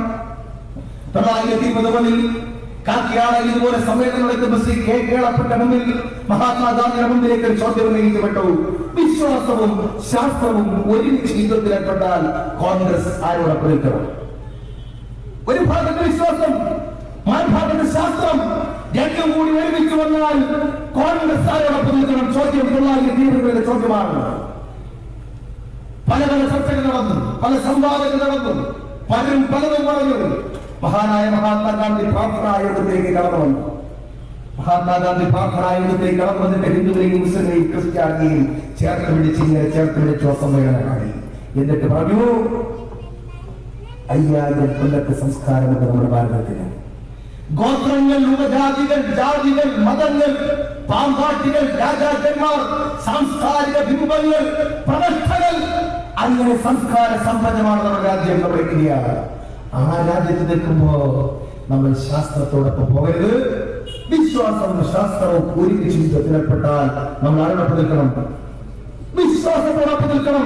മഹാനായ മഹാത്മാഗാന്ധി നിലപാടാണ്. ആ നിലപാടുകൾ ഉയർത്തിപ്പിടിച്ചു. തേക്കിൻകാട് മൈതാനിൽ സഖാവ് പിണറായി വിജയനോട് ചോദിച്ചു, കോൺഗ്രസേ നിങ്ങൾ പിന്തിരിഞ്ഞ് നടക്കുന്നുണ്ടോ? കോൺഗ്രസേ നിങ്ങൾ പലപോട്ട് നടക്കുന്നുണ്ടോ? കോൺഗ്രസേ ഞങ്ങൾ പറഞ്ഞു, ഞങ്ങൾ വിശ്വാസത്തോടൊപ്പം. ഞങ്ങളുടെ നിലപാട് കർശനമായ നിലപാടാണ്. 1990 പിന്നിട്ടില്ലേ ഇതുപോലെ പ്രശ്നം വന്നില്ലേ? അത് ശരീരത്തിൽ കത്തിരുന്നു. സുപ്രീം കോടതിയിലെ ജഡ്ജി വൈവി ചന്ദ്രചൂഡ് ജഡ്ജ്മെന്റ് എഴുതി വെച്ചു. വൈവി ചന്ദ്രചൂഡിന്റെ ജഡ്ജ്മെന്റ് ചില ഖുർആനിലെ ഇല്ലാത്ത ചില കാര്യങ്ങൾ കൂടി വൈവി ചന്ദ്രചൂഡ് ഖുർആനിലുണ്ടെന്ന് പറഞ്ഞു വെച്ചു. മതപണ്ഡിതന്മാർ കോൺഗ്രസിന് പ്രധാനമന്ത്രിയോട് പറഞ്ഞു, ഇതിന്റെ കേട്ടോ ഖുർആനിലൊന്നുമില്ല, വൈവി ചന്ദ്രചൂഡ് ജഡ്ജ്മെന്റ് തിരുത്തണം. വൈവി ചന്ദ്രചൂഡ് ജഡ്ജ്മെന്റ് തിരുത്തൂല. എങ്ങനെ തിരുത്തും? രാജീവ് ഗാന്ധിയുടെ മുന്നിലേക്ക് ചോദ്യം ഉന്നയിച്ചപ്പോ ശരീരത്തെ സംരക്ഷിക്കുന്ന നിലപാട് കോൺഗ്രസ് എടുക്കുന്നു. അന്ന് ശരീരത്തെ സംരക്ഷിക്കാൻ 1986 ഇന്ത്യൻ പാർലമെന്റ് മലക്കെ രാത്രി തുറന്നു വെച്ചു. ഇന്ദിരാഗാന്ധിയുടെ പ്രിയപ്പെട്ട പൊന്നുമോൻ, ഞങ്ങളുടെ മതേതരത്വത്തിന്റെ കാവൽ മാലാഖയായി മാറിയ രാജീവ് ഗാന്ധി ഇന്ത്യൻ പാർലമെന്റ് തുറന്നു വെച്ചിട്ട് പറഞ്ഞു, ഞങ്ങൾ ഇസ്ലാമിക ശരീരത്തെ സംരക്ഷിക്കാൻ നിലപാട് പ്രഖ്യാപിക്കുകയാണ്. അന്ന് ഞങ്ങളെ കളിയാക്കി മൗലാന രാജീവ് കളിയാക്കി കോൺഗ്രസിനെ. ഞങ്ങൾ വിശ്വാസത്തോടൊപ്പമല്ലോ. 1998 ഇതുപോലെ പ്രശ്നം വന്നു. ഗ്രഹാം സ്റ്റേറ്റ്സ് എന്ന പള്ളിയിലച്ഛനെ സുവിശേഷം വായിക്കാൻ വേണ്ടി പോയ സമയത്ത് ജാമ്പുവിൽ ഒറീസയിലെ മയൂർഭഞ്ച് ഗ്രാമത്തിൽ പെട്രോൾ അടിച്ച അദ്ദേഹത്തിന് 2 മക്കളെയും ചുറ്റിട്ടു. ഈ പ്രശ്നം കോൺഗ്രസ് നിലപാടെടുത്തു. വായിക്കേണ്ട സുവിശേഷം ഈ നാട് മതത്തിന്റെ മനസ്സുള്ളതാണ്. ശ്രീമതി സോണിയാഗാന്ധി ഗുലാം നബി ആസാദിനെ വിളിച്ചിട്ട് പറഞ്ഞു, ഗുലാം നബി പെട്ടെന്ന് പോകൂ, ഭുവനേശ്വറിലേക്ക് പോകൂ, ആ ക്രൈസ്റ്റിന്റെയും മക്കളുടെയും ബോഡി ഏറ്റുവാങ്ങൂ, അവരും വായിക്കട്ടെ. കാരണം ഇന്ത്യയുടെ ഭരണഘടനയിലെ 18 ആർട്ടിക്കിൾ, 19 ആർട്ടിക്കിൾ, 21 ആർട്ടിക്കിൾ പ്രകാരം ആർക്കും വായിക്കാം, ആർക്കും പ്രബോധനം നടത്താം, വായിക്കട്ടെ. കോൺഗ്രസ് നിലപാടെടുത്തു. അന്ന് ഞങ്ങളെ കത്തോലിക്കന്റെ കോൺഗ്രസ് കളിയാക്കി. ശബരിമല പ്രശ്നം വന്നു. നിങ്ങളൊരു കാര്യം പറഞ്ഞാൽ ഞങ്ങൾ നിലപാട് വിട്ടു പോലും പറഞ്ഞില്ല. ഞങ്ങളുടെ കേന്ദ്ര നേതൃത്വം പോലും നിയോജനം പറഞ്ഞപ്പോ കോൺഗ്രസ് പറഞ്ഞു, ഇത് ഹിന്ദുവിന്റെ മാത്രം പ്രശ്നമല്ല, ഇത് മുസ്ലിം പ്രശ്നമല്ല, ഇത് നാടിന്റെ പ്രശ്നമാണ്. അവിടെ വിട്ട് തിരിഞ്ഞതാണ്. ഇത് വിശ്വാസത്തെ വിട്ടുകൊടുക്കും. കാരണം ലോകത്തൊരിടത്ത് മാത്രമേ ഒരു ക്ഷേത്രത്തിനകത്ത് നിന്ന് മാത്രമേ തക്ബീർ കേൾക്കുന്നുള്ളൂ. തക്ബീറും ക്ഷേത്രത്തിലെ മന്ത്രവും ഒരുമിച്ച് കേൾക്കുന്ന ലോകത്തെ ഒരേ ഒരു ദേവാലയം അത് ശബരിമലയാണ്. അത് സംരക്ഷിക്കപ്പെടേണ്ടതാണ് എന്ന സമീപനം കോൺഗ്രസ് പാർട്ടിയെടുത്തു. ഞങ്ങൾ ചിന്ത വിളിച്ചില്ലേ? ഞങ്ങളെ നിലപാടില്ലാത്തവരെ പ്രഖ്യാപിച്ചില്ലേ? ഞങ്ങളെ കോൺഗ്രസ് നിലപാട് ഏറ്റവും കൂടുതൽ വേദികളിൽ ഇവിടെ എന്റെ പ്രിയപ്പെട്ട സഹോദരന്മാരെ അറിയാൻ വേണ്ടി പറയുകയാണ്. കാസർഗോഡ് മുതൽ പാറശാല വരെ 43 പൊതുയോഗങ്ങളിൽ വിശ്വാസ സംരക്ഷണ യാത്രയുമായി ബന്ധപ്പെട്ട് ഞാൻ പല വേദികളിൽ പ്രസംഗിച്ചു. ഏറ്റവും കൂടുതൽ വേദികളിൽ പ്രസംഗിച്ച ആളാണ്. നിങ്ങൾ യൂട്യൂബിൽ കയറി കാണാം. അടുത്ത കാലത്ത് കാര്യങ്ങളൊക്കെ നടത്തിയ പ്രസംഗമുണ്ട്, നിങ്ങൾ കാണാം, യൂട്യൂബിൽ കാണാം. 18 പടികൾ എന്താണെന്ന് പറഞ്ഞുകൊണ്ടുള്ള പ്രസംഗം നിങ്ങൾ അതിന് കേട്ടിട്ടുള്ളത്? 18 പടികൾ എന്താണെന്ന് ഒന്നാമത്തെ പടി എന്തിന് ഉദാഹരണമാണ്. രണ്ടാമത്തെ പടിയിൽ ഭക്തൻ കയറുമ്പോൾ എന്താണ്, മൂന്നാമത്തെ പടികൾ കൃത്യമായി പറഞ്ഞു കൊടുത്തിട്ടുണ്ട്. അത് കോൺഗ്രസ് ആയതുകൊണ്ടാണ്, മതേതരവാദി ആയതുകൊണ്ടാണ്, ഞങ്ങൾക്ക് ബാധ്യതയാണത്. ആ നിലപാട് മരണവും സെക്യുലറായി നിൽക്കുന്ന നിലപാട് പ്രഖ്യാപിച്ചുകൊണ്ടാണ് നമ്മൾ മുന്നോട്ട് പോകുന്നത്. നമുക്ക് മാറ്റം വരുത്തണ്ടേ? ആ നിലപാട് നമുക്ക് തിരുത്തിക്കണ്ടേ? ഇതാണ് ഞങ്ങളുടെ മുന്നിൽ നിൽക്കുന്നത്. അപ്പുറത്തിന്റെ പ്രിയപ്പെട്ട ഡിവൈഎഫ്ഐയുടെ സഹോദരന്മാരെ ശബ്ദം വെക്കുന്നുണ്ടാവാം. ഡിവൈഎഫ്ഐയുടെ സഖാക്കളെ, എഐവൈഎഫിന്റെ സഖാക്കളെ, കമ്മ്യൂണിസ്റ്റ് മനസ്സുള്ള സഖാക്കളെ, ചെങ്കൊടി പിടിക്കുന്ന സഖാക്കളെ, എന്റെ ശബ്ദം ശ്രമിക്കുന്ന സഖാക്കളെ, ഞങ്ങളുടെ പോരാട്ടം നിങ്ങളുടെ മക്കൾക്ക് കൂടി വേണ്ടിയിട്ടാണ്. യഥാർത്ഥ പാവപ്പെട്ട കമ്മ്യൂണിസ്റ്റുകാരുടെ മക്കൾക്ക് PSC ജോലി കിട്ടണ്ടേ? സാധാരണ കർഷക തൊഴിലാളിയുടെ പൊതുഭവന് ജോലി കിട്ടണ്ടേ? ഇവിടെ ഇരിക്കുന്ന കോൺഗ്രസുകാരന്റെ കുട്ടി PSC റാങ്ക് ലിസ്റ്റ് ജോലി കിട്ടണ്ടേ? നൂറുകണക്കിന് പാവങ്ങളോട് പാർട്ടിയുമില്ലാത്തവർ PSCയുടെ റാങ്ക് ലിസ്റ്റിൽ ഉണ്ടായിട്ടും ജോലി കിട്ടാത്തവരായിട്ടില്ലേ? അവർക്ക് ജോലി കിട്ടണ്ടേ? നിങ്ങൾ ആലോചിക്കണം, അവർക്ക് ജോലി കിട്ടാൻ വേണ്ടിയിട്ടാണ് PSCയുടെ സമരം. കടലിൽ നിൽക്കുന്നതിനായിട്ടായിരുന്നു നമ്മൾ പറയണം. സഹോദരന്മാരെ, ഞാൻ ഒറ്റ ചോദ്യം നിങ്ങളോട് ചോദിക്കുന്നുള്ളൂ. ബഹുമാനായ ശ്രീമാൻ ഉമ്മൻചാണ്ടി സാർ ഇവിടെ കടന്നുപോയല്ലോ.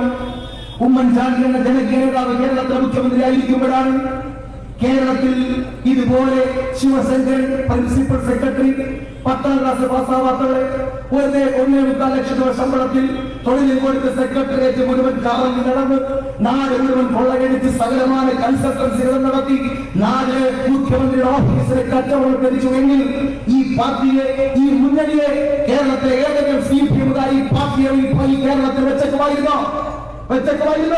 നിങ്ങൾ കോൺഗ്രസ് വോട്ടർ ആലോചിക്കണം. ഏതെങ്കിലും കോൺഗ്രസ് വോട്ടറൊന്ന് ജോലിക്കൊന്ന് കൊടുത്തു കളയാമെന്ന് വിചാരിക്കുന്നവരോട് ചോദ്യം, നിങ്ങളുടെ പാർട്ടിയായിരുന്നു ഭരിച്ചിരുന്നെങ്കിൽ, നമ്മുടെ പാർട്ടിയായിരുന്നു കേരളം ഭരിച്ചിരുന്നെങ്കിൽ, നമ്മുടെ മുഖ്യമന്ത്രിയുടെ പ്രിൻസിപ്പൽ സെക്രട്ടറി ആയിരുന്നു ഇതുപോലെ റിവേഴ്സ് സവാലുകൾ നടത്തിയെങ്കിൽ ഈ പാർട്ടിയെ അവർ ഭരിച്ചിട്ടുമായിരുന്നോ? ഞാൻ നിങ്ങളുടെ ചോദ്യം ഉന്നയിക്കുകയാണ്. കേരളത്തെ കത്തിച്ചു കഴിയുമായിരുന്നില്ലേ?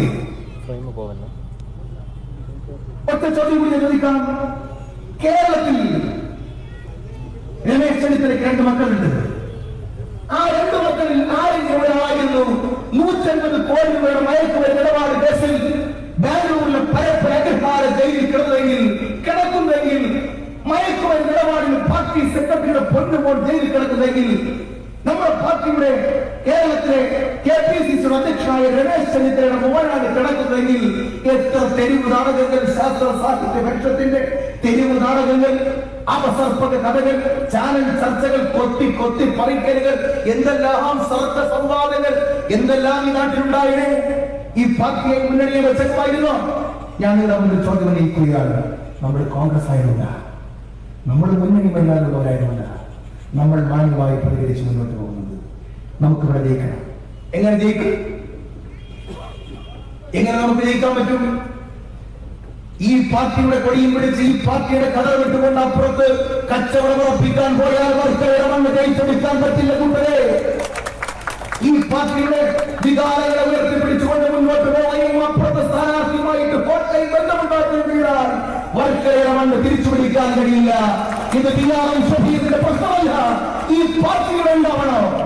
നമ്മുടെ നാട്ടിൽ ബലം ഉണ്ടാവണോ? നാളെ കഥവും വിട്ടുകൊണ്ട് റോഡിൽ ഇറങ്ങുമ്പോ ആളുകൾ പുച്ഛിക്കാതിരിക്കണമോ? ഈ പാർട്ടിയുടെ മുതലായിട്ടുണ്ടാകണമോ? നാളത്തെ തലമുറയ്ക്ക് തണലായി നമ്മുടെ മുന്നണിയുടെ ഉണ്ടാകണമോ എന്ന ചോദ്യമാണ് ഈ തെരഞ്ഞെടുപ്പിൽ ഞങ്ങൾ ഉന്നയിക്കുന്നത്. ഒരാൾ മാറിപ്പോകാൻ പാടില്ല. ഒരാൾ മാറി ചിന്തിക്കാൻ പാടില്ല. ഒറ്റക്കെട്ടാകുക. കോൺഗ്രസ് പ്രവർത്തകർ, ഐക്യജനാധിപത്യയുടെ പ്രവർത്തകന്മാരിൽ ഇഴുകി ചേരട്ടെ. പരസ്പര ധാരണയോട് ഐക്യപ്പെടട്ടെ.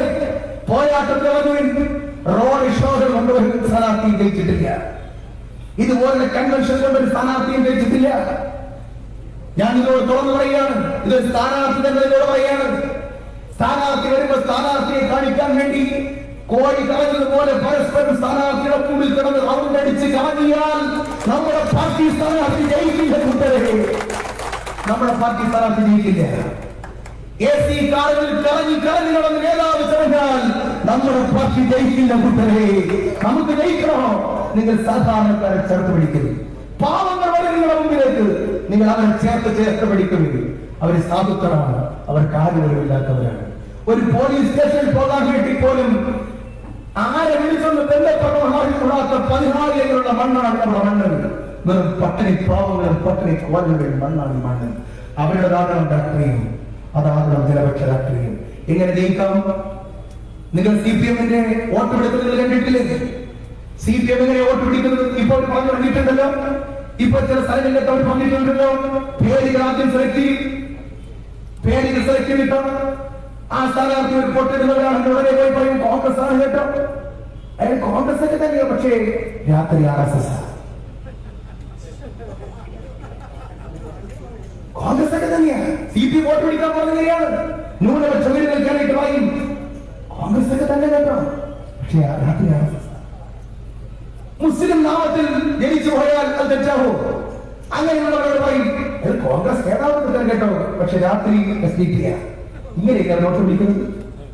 ഇങ്ങനെയൊക്കെ നമ്മുടെ നിലപാട്. ഇത്രമാത്രം വർഗീയതയെ പോളറൈസ് ചെയ്യപ്പെട്ട ഒരു പാർട്ടി പറയുന്നു. അവിടെയാണ് നമ്മൾ ജാഗരൂകരാകേണ്ടത്. നമ്മൾ നിങ്ങളുടെ മുന്നിൽ പറയാൻ ആഗ്രഹിക്കുന്നത്, നിങ്ങൾ വീടുകളിലേക്ക് പോകണം.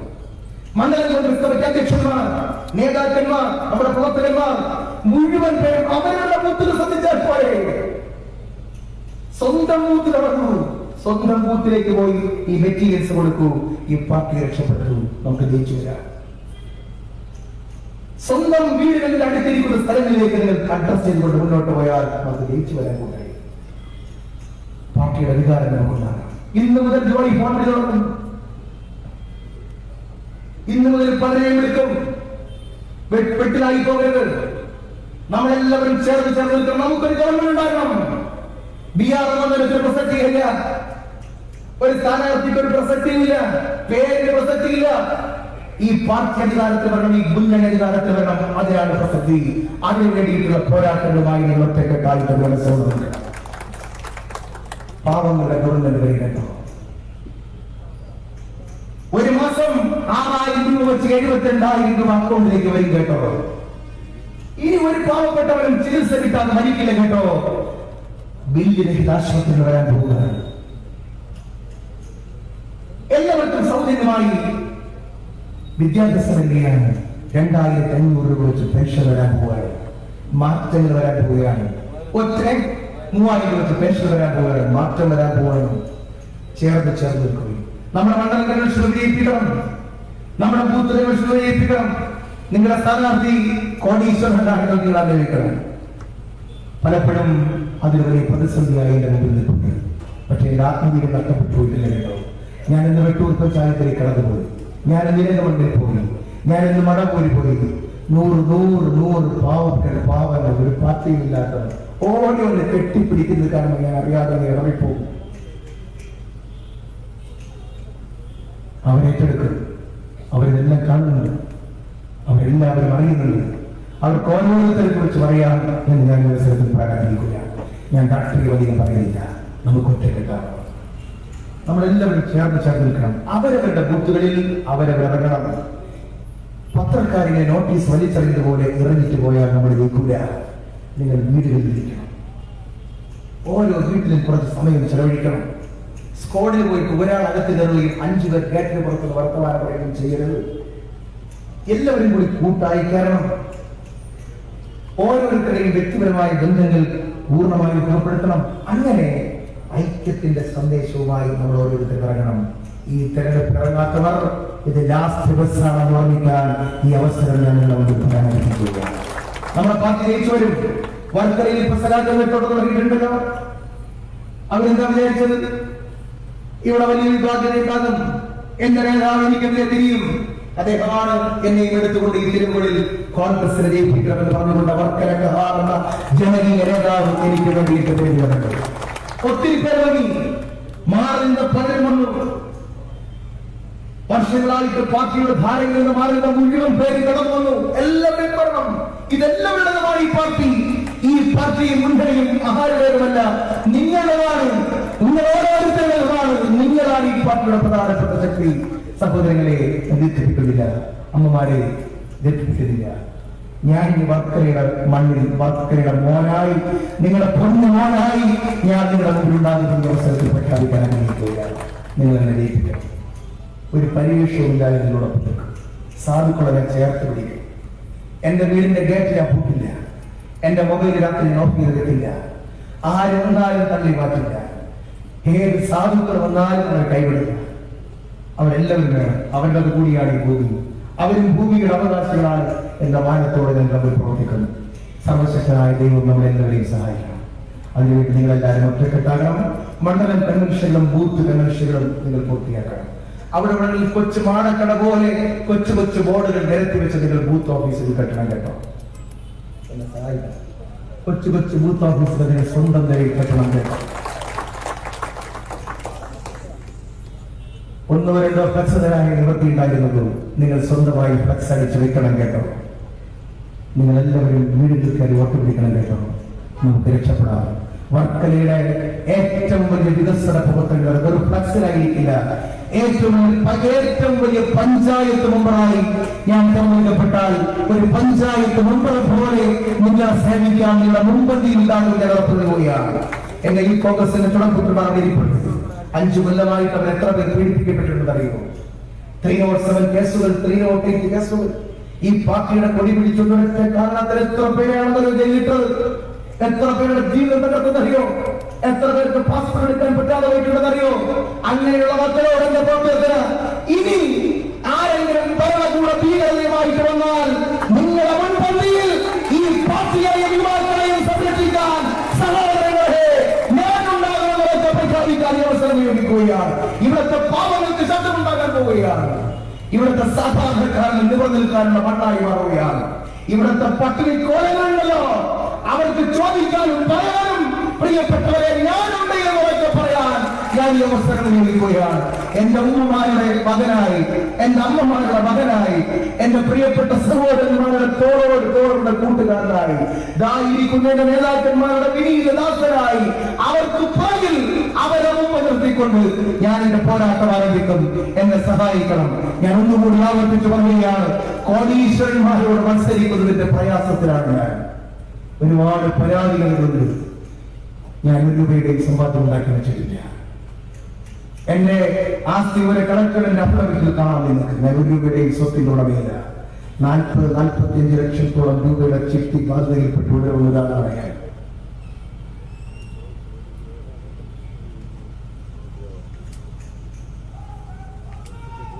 നൂറുകണക്കിന് വരുന്ന ആളുടെ മുമ്പിൽ ഞാൻ പറയാൻ ആഗ്രഹിക്കുകയാണ്. കുടുംബത്തെ സംരക്ഷിക്കാൻ, ബാധ്യതകൾ തീർക്കാൻ, ചികിത്സകൾ നടത്തിക്കൊടുക്കാൻ, എന്റെ കുടുംബത്തിലുള്ളവരുടെ കല്യാണം നടത്തിക്കൊടുക്കാൻ വേണ്ടി ഭാരം വലിച്ചതിന്റെ ഫലമായി, ചിട്ടികൾ പിടിച്ച് പണം മുടക്കിയതിന്റെ ഫലമായി 100 ലക്ഷങ്ങളുടെ ബാധ്യതകൾ കയറിക്കൊണ്ടിരിക്കുന്നതിന്റെ അപ്പുറത്ത് നിങ്ങൾക്ക് കാണാൻ പറ്റും. ചിട്ടികൾ പിടിച്ച് ചെലവാക്കിയതിന്റെ ബാധ്യതകൾ നിങ്ങൾക്ക് കാണാൻ പറ്റും. ഞാൻ മുൻപിലുണ്ടാകും. എന്നെ നിങ്ങൾ സ്വീകരിക്കണം. എന്നെ നിങ്ങൾ സ്വീകരിക്കില്ലേ? എന്നെ നിങ്ങൾ ഏറ്റെടുക്കില്ലേ? നിങ്ങളെന്നെ സഹായിക്കില്ലേ? ഞാനെല്ലാം ഒറ്റക്കെട്ടായി ഒരു മനസ്സോടെ ഈ പാവപ്പെട്ടവനായ സാധാരണക്കാരന്റെ മകനായി ജനിച്ച് പോരാട്ടം നടത്തി ജയിച്ച് ഈ പാർട്ടിയുടെ തലനായി നാവായി പ്രവർത്തിച്ച എളിയവരായ ആർക്കും ഒരു ശല്യമാകാത്ത എന്നെ നിങ്ങൾ സഹായിക്കാനുള്ള അഭ്യർത്ഥിച്ചുകൊണ്ട് എന്റെ വാക്കുകൾ ഉപസംഹരിക്കുന്നു. ജാഹ്നവി.